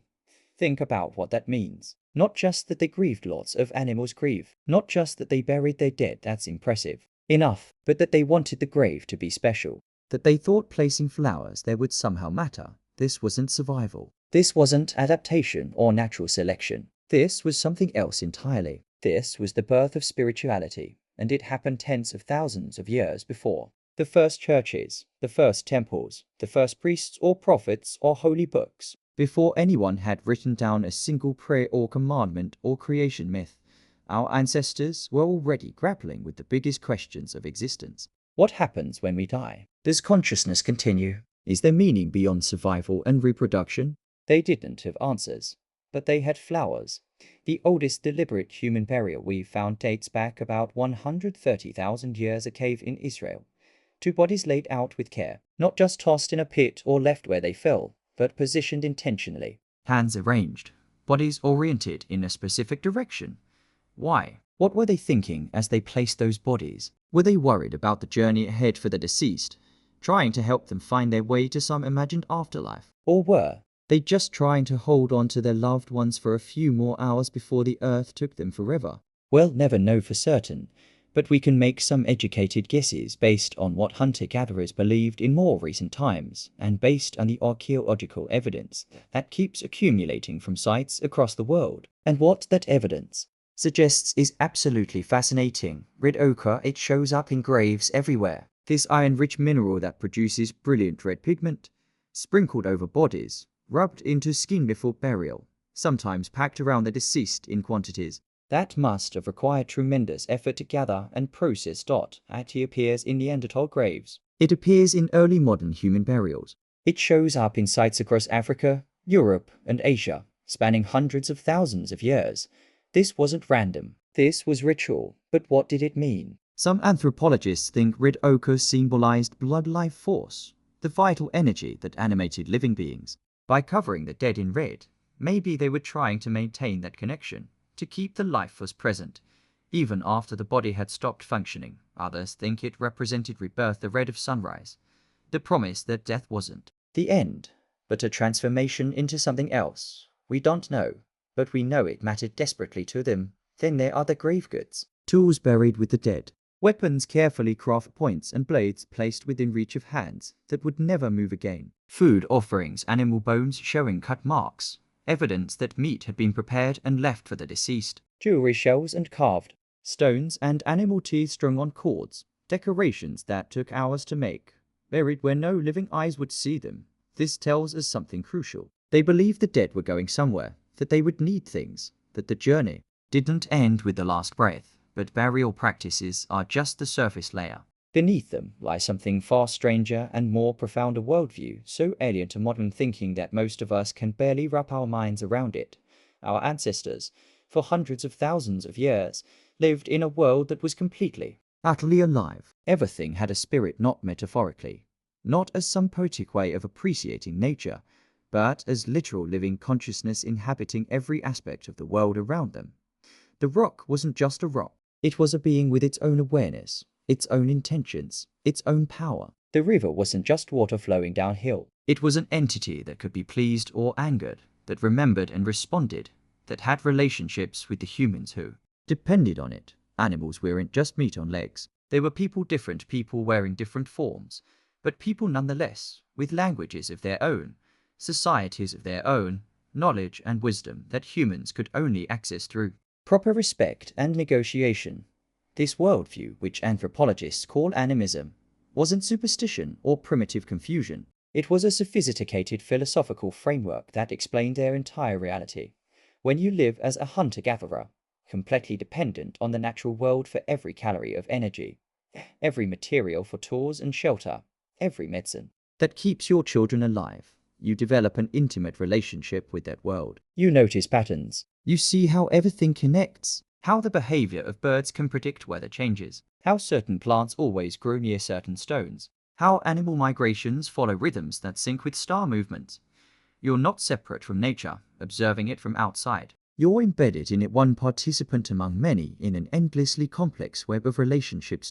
In that context, animism makes perfect sense. If everything is connected, if everything responds to everything else, then everything must be aware at some level. The rock that makes the best tools must want to be found by the skilled craftsperson. The deer that walks into your hunting ground must have chosen to give itself to you. The storm that devastates your camp must be angry about something your people did.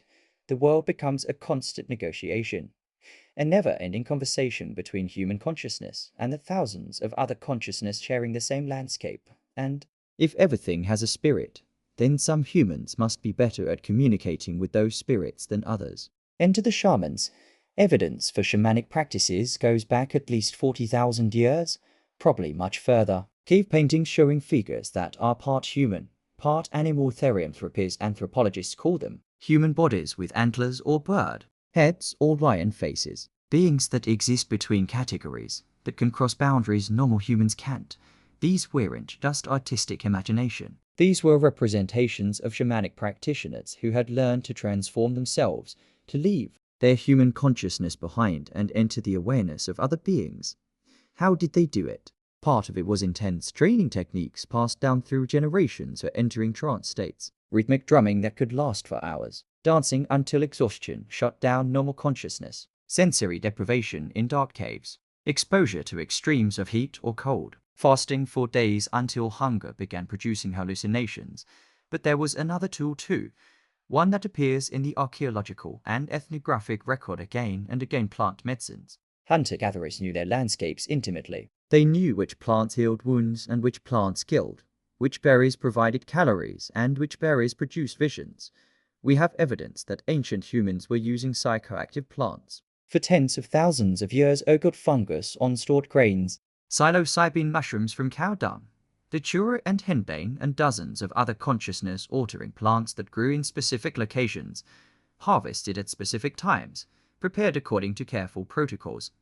These weren't recreational drugs. These were technologies for accessing non-ordinary states of consciousness, for experiencing the spirit world directly. And what did they find there? Based on modern studies of hunter-gatherer shamanism and on the imagery left behind in cave paintings and rock art, they found a reality more vast and strange than the ordinary world.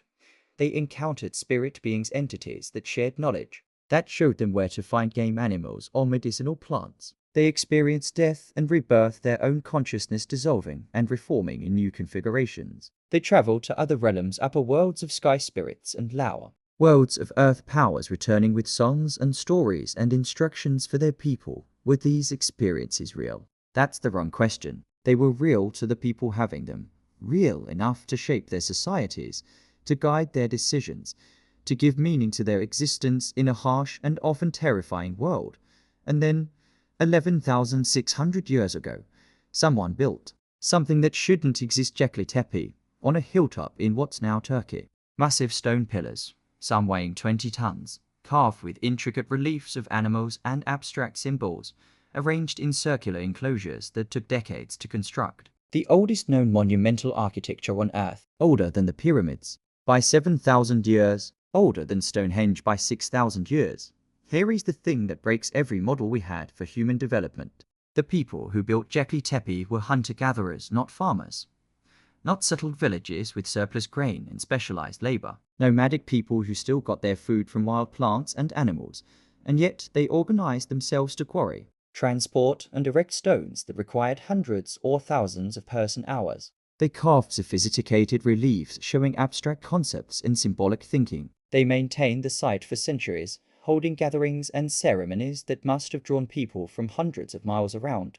Why? What could possibly motivate hunter-gatherers to invest that much time and energy into something that didn't help them survive? The only answer that makes sense is religion. Belief so powerful it overrode every practical consideration. They built Göbekli Tepe because the spirits demanded it, because the rituals performed there were more important than food or shelter or safety, because whatever happened at that hilltop temple, under stars that haven't changed position in 12,000 years, mattered more than anything else in their world, and they were watching those stars. We know this from sites across the globe: stone circles aligned to solstice sunrises, cave paintings positioned to catch light on specific days, megalithic structures that track lunar cycles with precision that rivals modern astronomy. These weren't just pretty arrangements. These were sophisticated instruments for measuring time, for predicting seasonal changes, for connecting human ritual with cosmic rhythms. They knew when Mars went retrograde. They tracked Venus through its 5-8-day cycle. They understood that the summer solstice sun rose at a different point on the horizon than the winter solstice sun, and they encoded this knowledge in stone, preserving it for generations who would continue the observations, refining the measurements, maintaining the sacred connection between earth and sky. Why did they care so much about celestial mechanics? Because the sky was where the spirits lived. Because the movements of stars and planets told stories about the gods, about creation, about the proper order of things. Because aligning your ceremonies with cosmic cycles gave them power, brought you into harmony with forces vastly greater than human consciousness. They were doing astronomy. Yes, but they were also doing theology. The tragedy is that we'll never fully understand what they believed. They left no written records, no sacred texts, no theological treatises explaining their cosmology. All we have are hints, burials and ochre and stone circles and cave paintings, fragments of a belief system that sustained human communities for hundreds of thousands of years, that gave meaning to birth and death and the endless struggle to survive, that connected individual human consciousness to something transcendent and eternal. But maybe that's appropriate. Maybe the mystery is the point. Our ancestors lived with uncertainty in a way we've forgotten how to do. They didn't have answers. They had questions and rituals and the profound humility that comes from knowing you're a tiny spark of awareness in an incomprehensibly vast universe. They had flowers for graves. They had red ochre and stone circles and shamanic journeys to worlds beyond imagining. They had each other, gathered around fires, telling stories about the spirits, trying to make sense of it all, and sometimes late at night, when the rational mind quiets down and you're staring up at stars that humans have been watching for 300,000 years. You can almost feel what they felt, that sense of connection, that awareness of mystery, that recognition that consciousness is stranger and more wonderful than any explanation could capture. They believed in a living world. Maybe, in our deepest moments, so do we, lost technologies and forgotten knowledge now. Imagine lying back beside one of those Ice Age campfires. The stars are brutally bright. The night is cold enough to bite your lungs. Around you, a small band of humans is doing something that, at first glance, looks almost laughably simple. They're hitting rocks together. It doesn't look like technology. It doesn't look like genius. It just looks like banging stones. But if you slow the moment down, if you watch every movement in slow motion, the illusion falls apart. That flake of flint, that just flew of its thickness, its angle, even the way it curves, all of that was predicted, planned, controlled. The napper knows exactly where to strike. Not a random blow, but a precise hit at just the right angle, with just the right force, using a hammerstone of just the right hardness. They've learned to read the stone the way you read a book grain. Fractured lines, hidden flaws. One wrong strike, and the whole piece is ruined. Hundreds of thousands of years ago, some people were already good enough to make the same shape over and over again. Standardized spear points, scrapers, blades as thin as your fingernail, sharp enough to slice meat, tendons. Skin anthropologists who try to copy these techniques today often train for years and still can't match the skill of so-called primitive flint knappers. Some of those Ice Age hunters could turn raw rock into a perfectly balanced spear tip in minutes by firelight, in freezing winds. And that skill wasn't just individual talent. It was culture, a whole body of technical knowledge. Which rocks to choose, how to heat them, how to repair damaged tools instead of starting from scratch. Hidden in those flint chips is a quiet miracle, human minds capable of long chains of reasoning, cause and effect, geometry and planning, all wrapped in a deceptively simple movement of hand and stone. Now shift the scene. You're standing at the edge of an ancient shoreline. The waves are rough. The horizon is a hard, dark line. And somewhere beyond it, there's land you can see. Yet your ancestors got there. We know they did because we find their bones and tools on islands that were never connected to the mainland, even at lower sea levels. People reached Australia at least 50,000 years ago. They reached islands in Indonesia, the Mediterranean, the Western Pacific. That means they crossed open water. No compasses, no maps, no metal, just wood, fiber, skin, and knowledge. Picture a small group of humans pushing a boat into the surf. Maybe it's a bundle of logs lashed tight with plant fibers. Maybe it's a dugout canoe hollowed by fire and stone tools. Maybe it's something we haven't even imagined correctly because the sea took the wood thousands of years ago and left us only silence. They watch the waves for days, maybe weeks, learning the rhythm. They study the way birds fly at dawn and dusk. They taste the wind, feel the currents, memorize the stars, because navigation at its core is pattern recognition, and that our ancestors were very, very good at. Some indigenous navigators in the Pacific, even in recent centuries, could sail hundreds of miles using nothing but stars, swells, and the flight paths of birds. That same kind of mental map would have guided those first voyages tens of thousands of years earlier. Invisible pathways written in the shape of the waves and the positions of the constellations. To step into a boat when you can see the land you're headed toward. That's not just technology. That's faith in your knowledge. Trust in patterns that have been observed, debated, remembered, and passed down for generations. And speaking of knowledge passed down, travel with your imagination into a dense ancient forest. The air is wet and heavy. Every plant is a stranger. Some can feed you, some can heal you, some can kill you slowly and painfully. Our ancestors walked into that living pharmacy with no written labels, no textbooks, no scientific journals. And somehow they figured it out. Bark for fevers, leaves for wounds, fruits for stomach pain, smokes for parasites, poultices, teas, chews, smudges, juices concentrated in little bundles of fiber. Modern pharmacology estimates that a huge proportion of our medicines ultimately trace back to traditional plant use. Aspirin from tree bark, powerful cancer drugs from obscure vines, painkillers from sap and seeds. Now ask yourself, how many discoveries were made and forgotten long before any of that knowledge ever touched paper?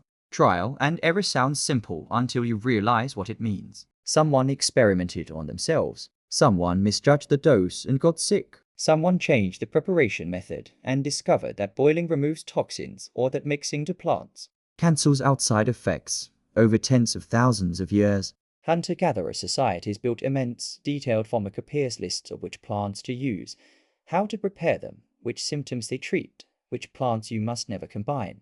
That knowledge had to be memorized, tested, argued about, refined. In some cultures today, a single elder healer may know hundreds, even thousands of plant species by sight, smell, taste, and effect. That's with cultures already damaged by colonization and loss. Imagine the depth of knowledge in a world where the forest was your only pharmacy for 100,000 years. Now step out of the forest and stand beside a stone that has been waiting for you for 5,000 winters. You look up and up and up, megaliths, massive stones weighing tens, even hundreds of tons. Sarsens at Stonehenge, trilithons at Baalbek, great blocks in prehistoric tombs scattered across Europe, Asia, Africa, all built with no steel, no cranes, no diesel engines. We tend to imagine these as late wonders, but the mental toolkit that built them is much older. It's the same toolkit that lets small ice age bands move huge animal carcasses back to camp. The same ability to coordinate dozens of people in a single complicated task, to plan weeks or months ahead, to test different methods and refine them. Levers, rollers, sledges, ramps, wet clay, frozen ground, animal power, human power. Even if we don't know the exact tricks they used at every site, we know something more fundamental somebody knew. Entire communities understood how to shape, move, and fit stone so precisely that joints are still tight after thousands of freeze-thaw cycles. They knew how to align those stones with solstices and equinoxes, with star risings and lunar standstills, using nothing but eyes, stakes, and shadows. None of that comes from a single stroke of genius. It comes from cumulative experimentation, generations of craftspeople learning from their elders, adding tiny improvements, preserving techniques like a living code. But how do you preserve complex knowledge when there's nothing to write on? You tell stories. Around those ice age campfires, people weren't just talking about the day's hunt. They were maintaining an entire library in their heads. Oral traditions can be astonishingly precise. In Australia, some Aboriginal stories remember coastlines that were flooded by rising seas over 7,000 years ago. Polynesian songs encode navigation routes as sequences of stars, winds, and swells. Myths that sound like fantasy may hide detailed instructions where to fish, when to plant, which animal migrations to follow, which valleys to avoid when the river runs brown. Think about what that means for memory. A child hears a story not once but hundreds of times. They hear it sung, acted, whispered, argued over. Tiny differences are corrected by elders. Exaggerations might get laughed at, but the core facts are guarded carefully. Sacred, embedded in myths about gods and monsters.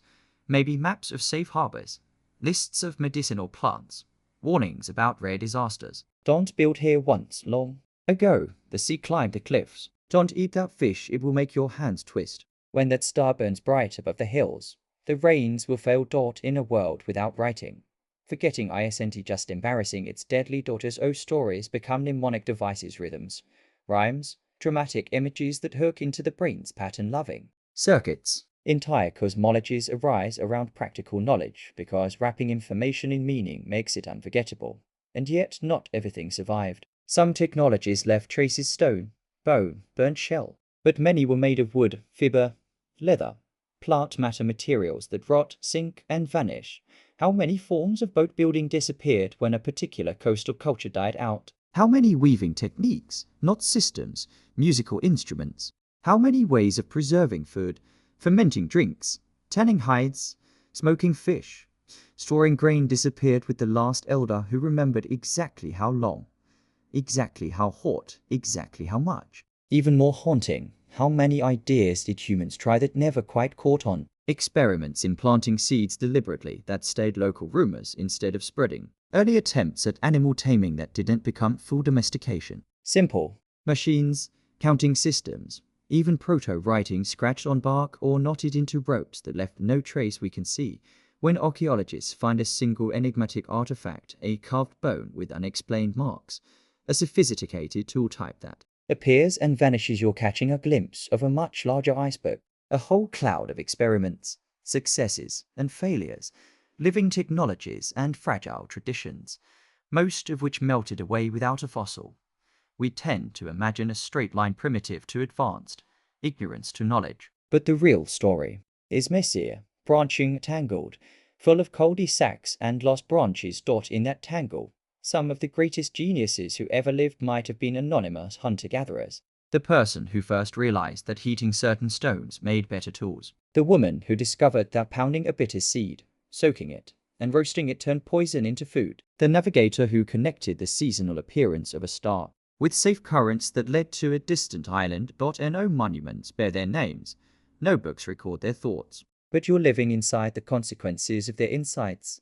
And this is where the word primitive begins to fall apart. To survive as a small band on a harsh, unpredictable planet requires a kind of intelligence that most of us, sitting in climate-controlled rooms, never need to develop. It means knowing 50 different animal tracks by sight, reading weather from the smell of the air, recalling from memory the exact location of a spring you last visited 3 years ago, hidden in a fold of hills 2 days' walk from here. It means holding in your head a mental map of hundreds of square miles, layered with information, food sources, dangers, stories, sacred places, trails, seasonal camps. It means coordinating hunts, sharing food fairly enough that the group doesn't explode into conflict, and still raising children with songs and stories. These weren't half-formed minds waiting for civilization to wake them up. They were fully human, curious, observant, inventive, geniuses of their environments. When we look back on the missing 100,000 years before civilization, the long night before cities, before writing, before bronze and iron, we're not looking at a blank. We're looking at a vast, intricate tapestry of skills and insights, most of which left only the faintest traces. Every stone tool, every healed bone, every fragment of ancient DNA is a clue. But for every technology we can reconstruct, there are probably dozens we can only guess at, and hundreds we'll never know existed. Somewhere out there, beneath the ocean, under layers of silt and sand, lie the drowned camps of coastal peoples who knew the tides like we know the hours on a clock. Deep in soils and caves lie the dust of plants once used as medicines so effective we'd call them miracles. In the unrecorded recesses of time, whole schools of thought, whole traditions of craftsmanship, flared briefly and vanished, and yet not everything was lost. Some of that ancient knowledge trickled forward, embedded in the DNA you carry, in the cultural instincts for cooperation, storytelling, pattern seeking. Some survived more directly in indigenous traditions that still honor stars, plants, stones, and stories as living teachers. As you drift towards sleep, you can imagine your own mind as part of that long chain. The curiosity that keeps you listening even now in the dark, that's the same curiosity that once watched a spark leap from a fire and wondered, what else can we burn? The same curiosity that tasted a strange berry, studied a strange star, shaped a strange stone. The technologies may change, the tools may shine brighter, hum louder, but the mind behind them restlessly asking, testing, remembering, imagining. That mind is very old, forged in those missing 100,000 years, and it was just about to do something it had never done before, the dawn of civilization. When everything changed now, drift forward with me. You've watched your ancestors walk out of Africa. You've seen them endure ice ages, cross seas, paint caves by firelight, and tell stories under skies full of unfamiliar stars. For hundreds of thousands of years, through all of that, one thing stayed the same. They did not farm. They hunted. They gathered. They moved with the seasons. They followed the migrations of animals, the ripening of plants, the slow turning of the planet itself. And then, almost like a plot twist that arrives very late in the story, something changed. Not everywhere, not all at once, but in a few small corners of the world. Quietly, gently, almost invisibly at first, people started to do something new. They began to plant. We call it the Neolithic Revolution. Neolithic just means new stone, age, but the change it describes is bigger than stone. It's the moment when humans stopped relying entirely on wild plants and animals, and began to reshape the living world to feed themselves. It began roughly 12,000 years ago, at the very end of the last ice age. The great ice sheets retreated, forests crept north, rain patterns shifted, places that had been cold and dry became warmer, wetter, more predictable dot in a region we now call the Fertile Crescent, stretching from modern Israel and Palestine up through Syria, Turkey, and into Iraq. Wild grains like wheat and barley grew thickly on the hillsides. Gazelles and wild sheep wandered the plains. Fig trees and lentils, peas and flax all rooted themselves in this new, gentler climate.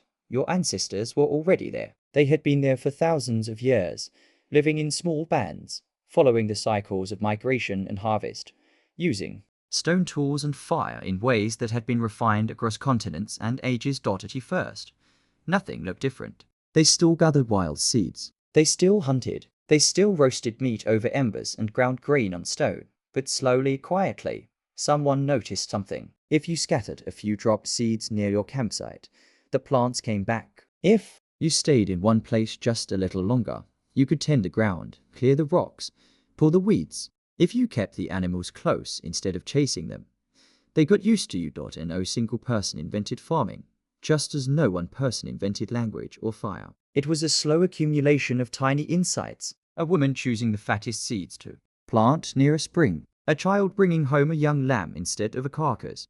A family deciding not to move camp this year because the grain grew so well last year. Right here, generation by generation.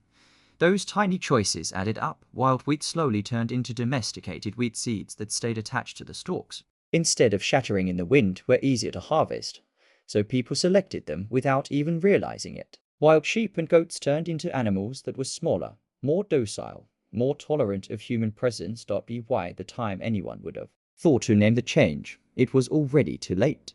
They were farmers. Now you might expect this to be the happiest chapter of the story. More food, more stability, more people. The beginning of villages, towns, cities, civilization. But it's not that simple. Historians and archaeologists still argue about whether agriculture was a blessing or a curse. For your hunter-gatherer ancestors, life was hard, but it was varied.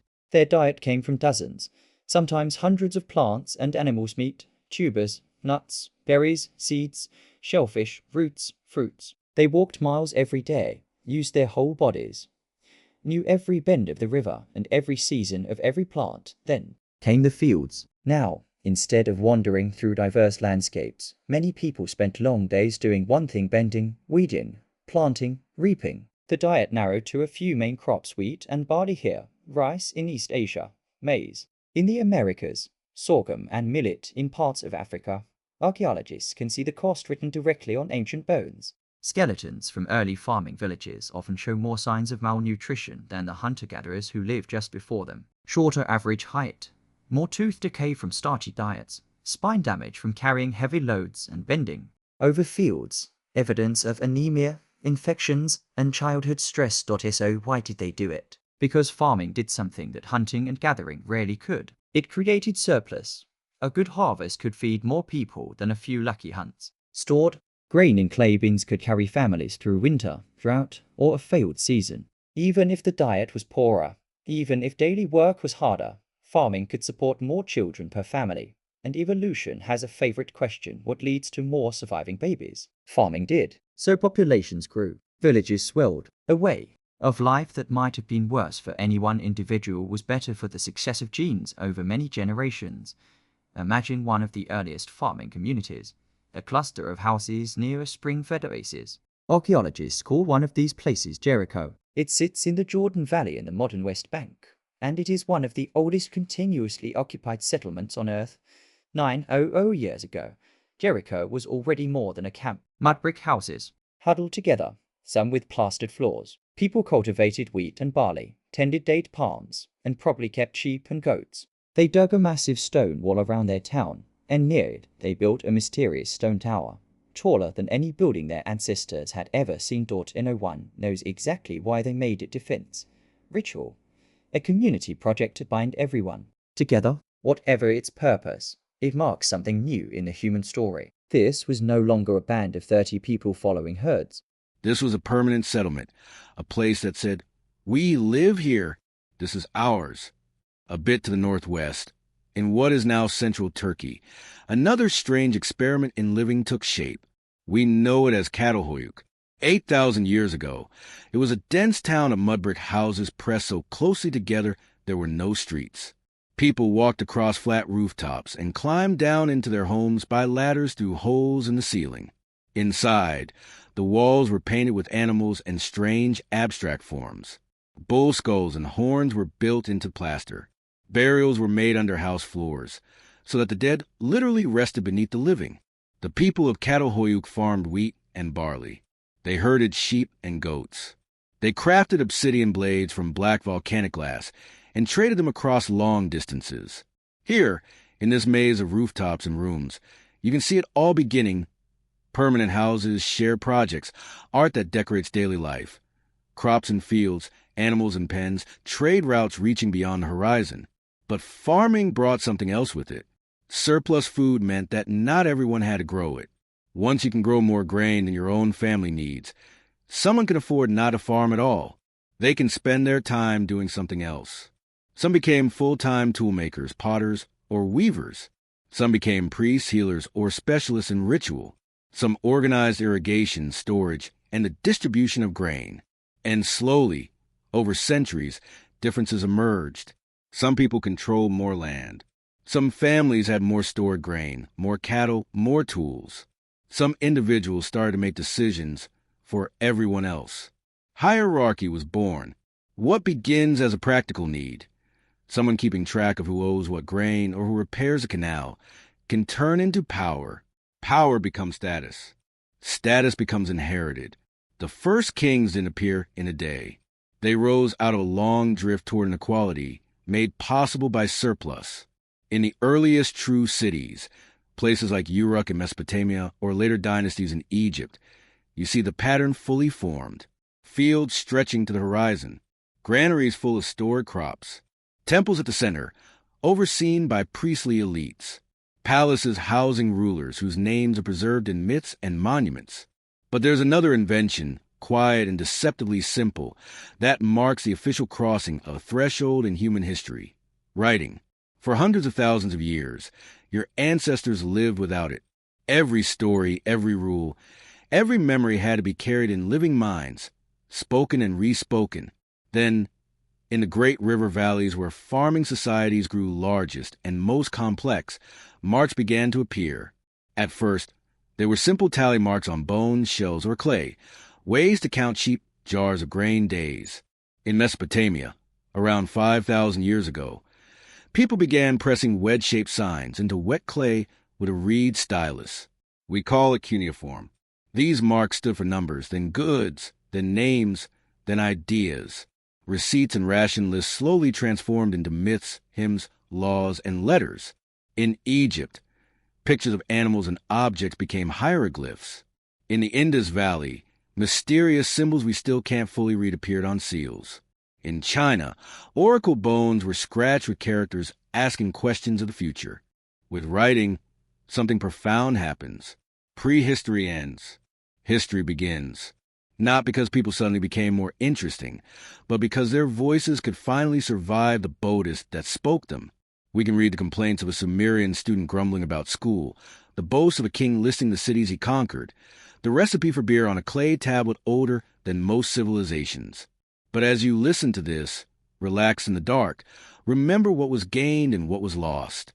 Civilization brought monumental art, cities that glittered at sunrise, laws that could protect the weak as well as empower the strong. It nurtured philosophy, mathematics, astronomy, written literature, great temples, and libraries. It allowed huge numbers of humans to coordinate, cooperate, and sometimes even dream together. It also brought crowded streets full of waste and disease, standing armies, organized warfare on a scale your hunter-gatherer ancestors could not have imagined, slavery, taxes, grinding peasant labor from dawn to dusk in fields they did not own. The same surplus that fed full-time poets and astronomers also fed bureaucrats and warlords. The same walls that sheltered families also penned in those who had no choice. And through it all, something else remained, something older than civilization, older than farming, older than language as we know it: choice. Because not everyone said yes to the plow. Long after the rise of Jericho and Çatalhöyük, long after the first cities rose in Mesopotamia and the Nile Valley, most humans on Earth were still hunters, gatherers, or mixed foragers who farmed a little and roamed a lot. Some groups saw the new farming villages and walked the other way. On the fringes of the fields in forests, deserts, and highlands, there were people who chose to keep moving, to keep living in smaller groups, to keep following the old ways. Some traded with farmers, exchanging meat, hides, and wild goods for grain and tools. Some raided them. Some ignored them entirely. They weren't left behind. They were making different trade-offs. Less hierarchy, more mobility. Less surplus, more leisure. No palaces, no kings, but knowledge of landscapes that no city dweller can navigate alone. Even today, a few remaining forager and pastoralist societies carry echoes of these choices. They show us that civilizations, cities, and states are not the only ways humans can organize themselves. They were an experiment, powerful, world-changing, but not inevitable. So as you lie here listening, halfway between waking and dreams, hold this long arc of time in your mind. For most of our existence, we were small bands under big skies. Only in the last thin slice of our story did we build walls, fields, temples, and towers. The dawn of civilization was not a single sunrise, but a slow, uneven brightening, carried by seeds pressed into earth and marks pressed into clay. It brought wonders and horrors, comfort and constraint, beauty and brutality, all tangled together. We are its heirs.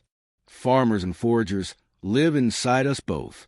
And the people who first planted those seeds, who first stayed in one place and called a home, could not have imagined a world that would grow from their choice. Cities of glass, satellites above the clouds, and you, now, listening in the dark, tracing their footsteps back through time. In the next breaths, we'll leave the first cities behind and step back even further into the quiet before all this began, to remember what it meant to be human when the only walls were cliffs and the only ceiling was a night. Why this history matters. Lessons from our deep past. So, why does any of this matter to you? Lying in bed, listening to stories about people who died tens of thousands of years before the pyramids were even a rumor? Because this isn't just their story. It's your story. When you wake up tomorrow morning, you'll walk through a world of concrete, glass, and glowing screens. But the brain doing the walking is not a modern brain. It's a Stone Age brain, a bottleneck brain. A brain sculpted by hundreds of thousands of years of scarcity, danger, and tight-knit community, dropped almost overnight into a world of supermarkets, skyscrapers, and social media. Understanding that deep past is like finally finding an instruction manual for a machine you've been using your whole life without really knowing how it works. It explains why you feel the way you do, why some things calm you, why other things exhaust you even when they seem harmless. Think of all those generations you've just traveled through. Tiny bands of humans watching the sky, tracking the seasons, noticing the slightest change in wind or animal behavior because their lives depended on it. Their nervous systems were tuned for a very specific kind of world. Small groups, open landscapes, slow changes, clear threats.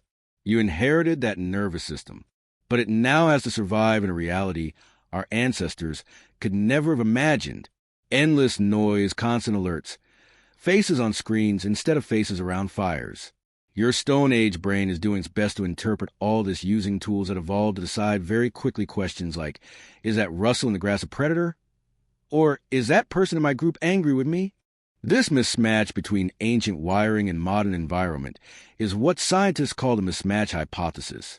Our bodies and minds are adapted to one kind of world, but we're living in another, in the bottleneck. Anxiety kept your ancestors alive. If you were a little more jumpy, a little more cautious, you were more likely to notice danger early. But now that same cautiousness has to navigate traffic jams, email inboxes, and online arguments. Your brain reacts to a bad comment or a missed deadline with the same stress systems it once used for leopards and blizzards. Knowing this doesn't magically solve anything, but it changes the story. Instead of thinking, what's wrong with me? You can think, my brain is doing exactly what evolved to do in a world it wasn't built for. That shift brings a kind of quiet compassion, a gentler way of being with yourself, and it goes deeper than stress. For almost all of human history, nobody was alone for very long. Sleeping alone in a room the size of a Paleolithic hut behind a locked door is historically bizarre. Your ancestors slept shoulder to shoulder, listening to each other breathe, hearing the fire crackle and the night animals call. Babies were passed from arm to arm. Elders told stories to the whole group at once. Isolation meant danger. Exile meant almost certain death. That ancient logic still lives inside you. Loneliness hurts not because you're weak, but because for millions of years being alone was a life-threatening emergency. So when you feel that ache of disconnection in a crowded city, or scroll for hours trying to feel close to someone on a screen, you're not defective. You're a hunter-gatherer nervous system trying to find its band again.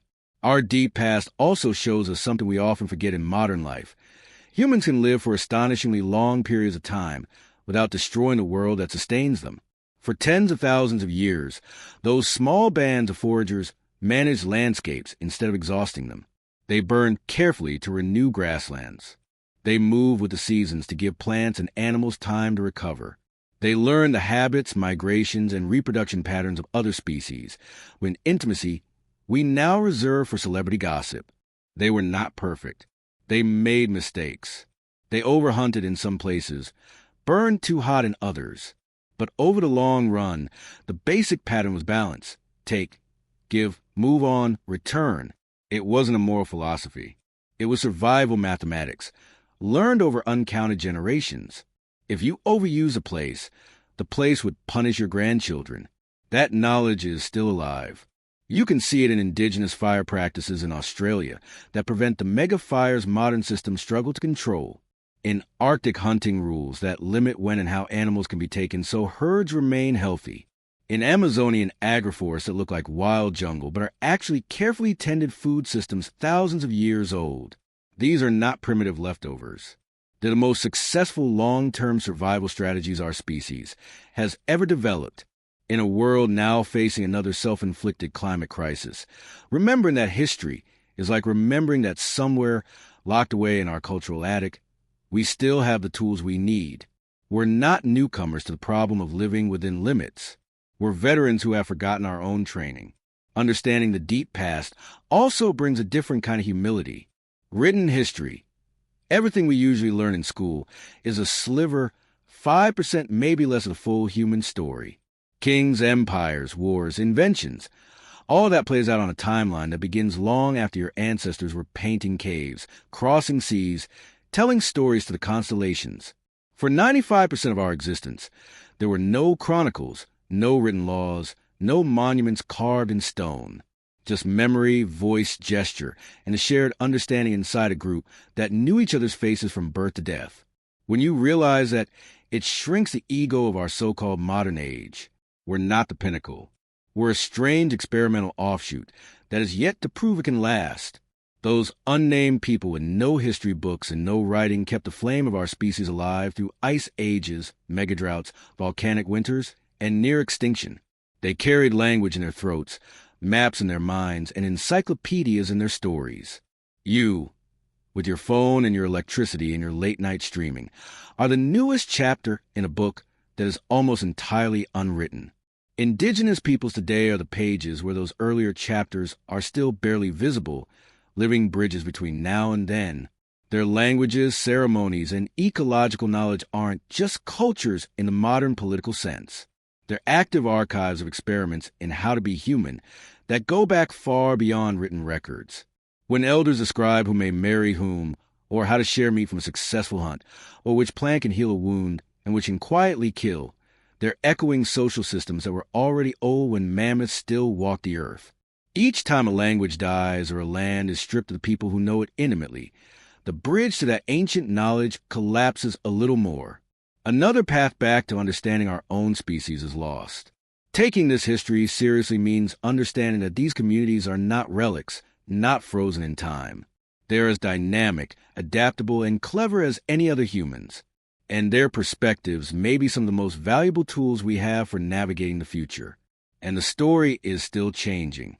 Every year, new discoveries peel back another layer of the darkness covering that missing 95%. A fragment of bone in a Siberian cave reveals a child with a Neanderthal mother and a Denisovan father. A footprint in hardened mud rewrites the date humans reached the Americas. A tiny flake of obsidian turns up hundreds of miles from its source, proving that ancient trade routes were far more extensive than we thought. The picture is never finished. What you heard 10 years ago about human origins is already out of date. What we think tonight will probably seem naive in another generation. But that uncertainty is part of the magic.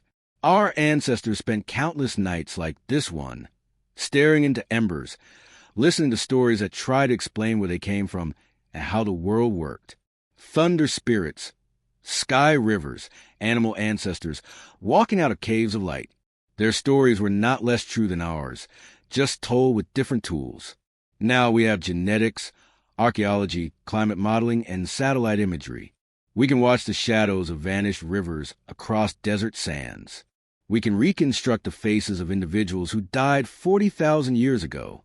We can trace a single mutation, a fused chromosome, through every living human and back into the bottleneck that nearly erased us. But we're still doing the same thing. We're still trying to answer the same questions. Who are we? Where did we come from? What kind of beings are we really? When you look at our deep past, some answers stand out. We are survivors, yes, but not just because we're tough.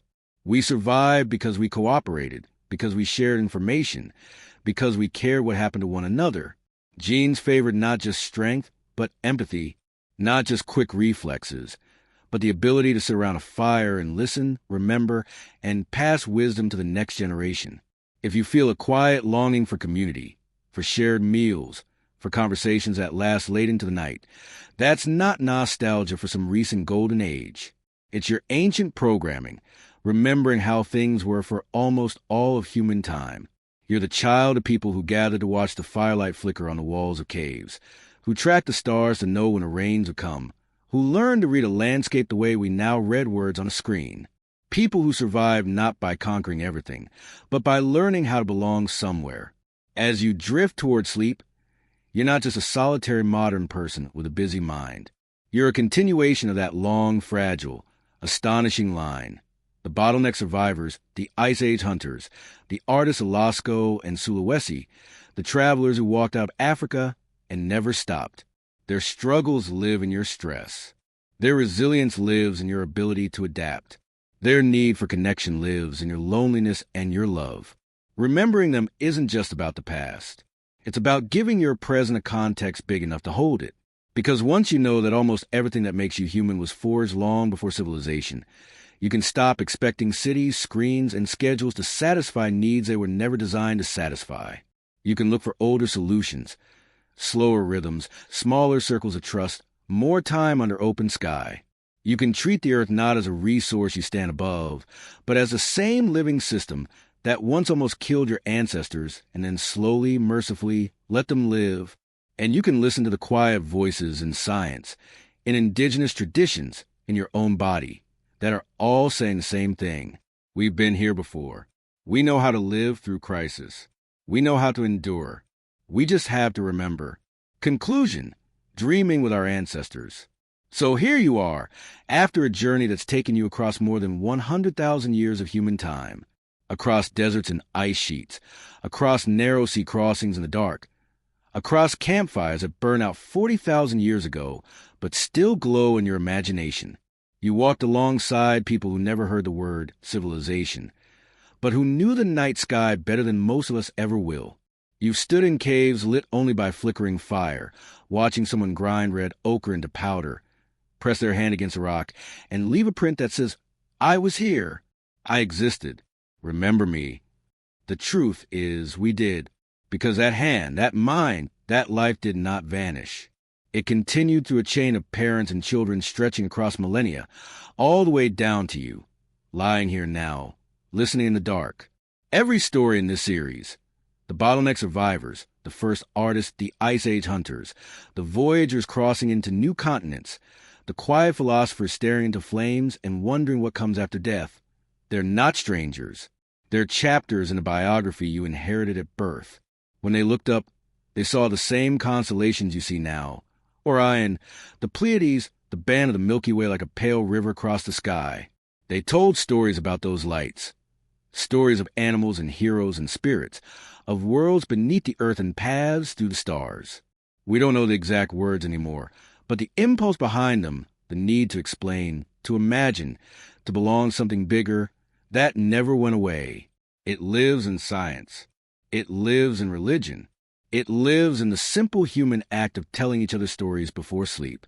So as you drift off, you can picture them, a small ring of people huddled around a fire, sparks lifting into the night, like tiny stars trying to return to the sky. Children leaning against their parents, eyes heavy, listen to tales of long journeys and great animals and mysterious dreams. Someone adding another stick to the fire. Someone sharpening a tool. Someone just staring into the embers, lost in thought.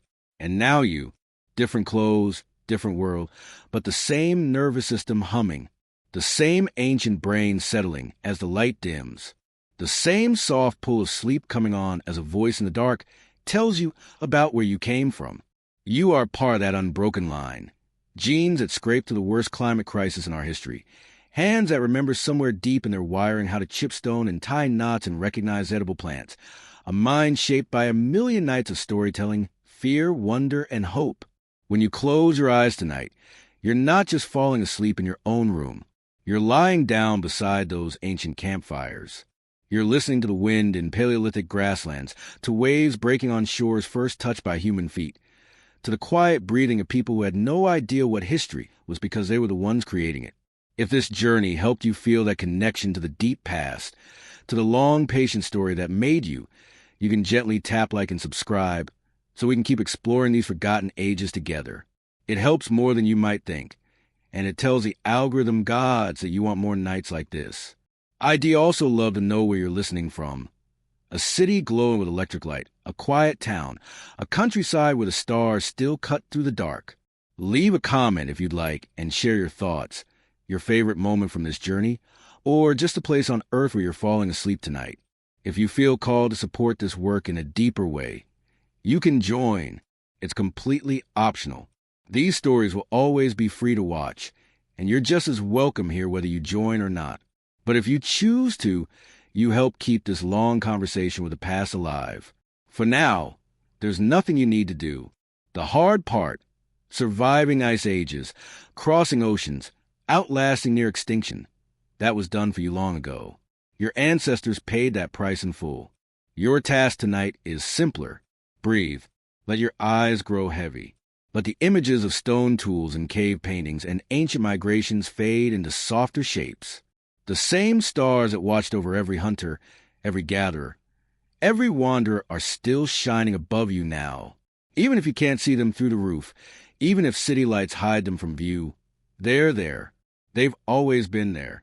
And somewhere in the deep architecture of your mind, those old fires are still burning. Those old stories are still being told. So rest now. You're the latest dream of 100,000 years of human nights. Let their courage, their curiosity, their quiet persistence carry you gently into sleep. We'll meet them again in the next story. But for tonight, just drift and dream with your ancestors.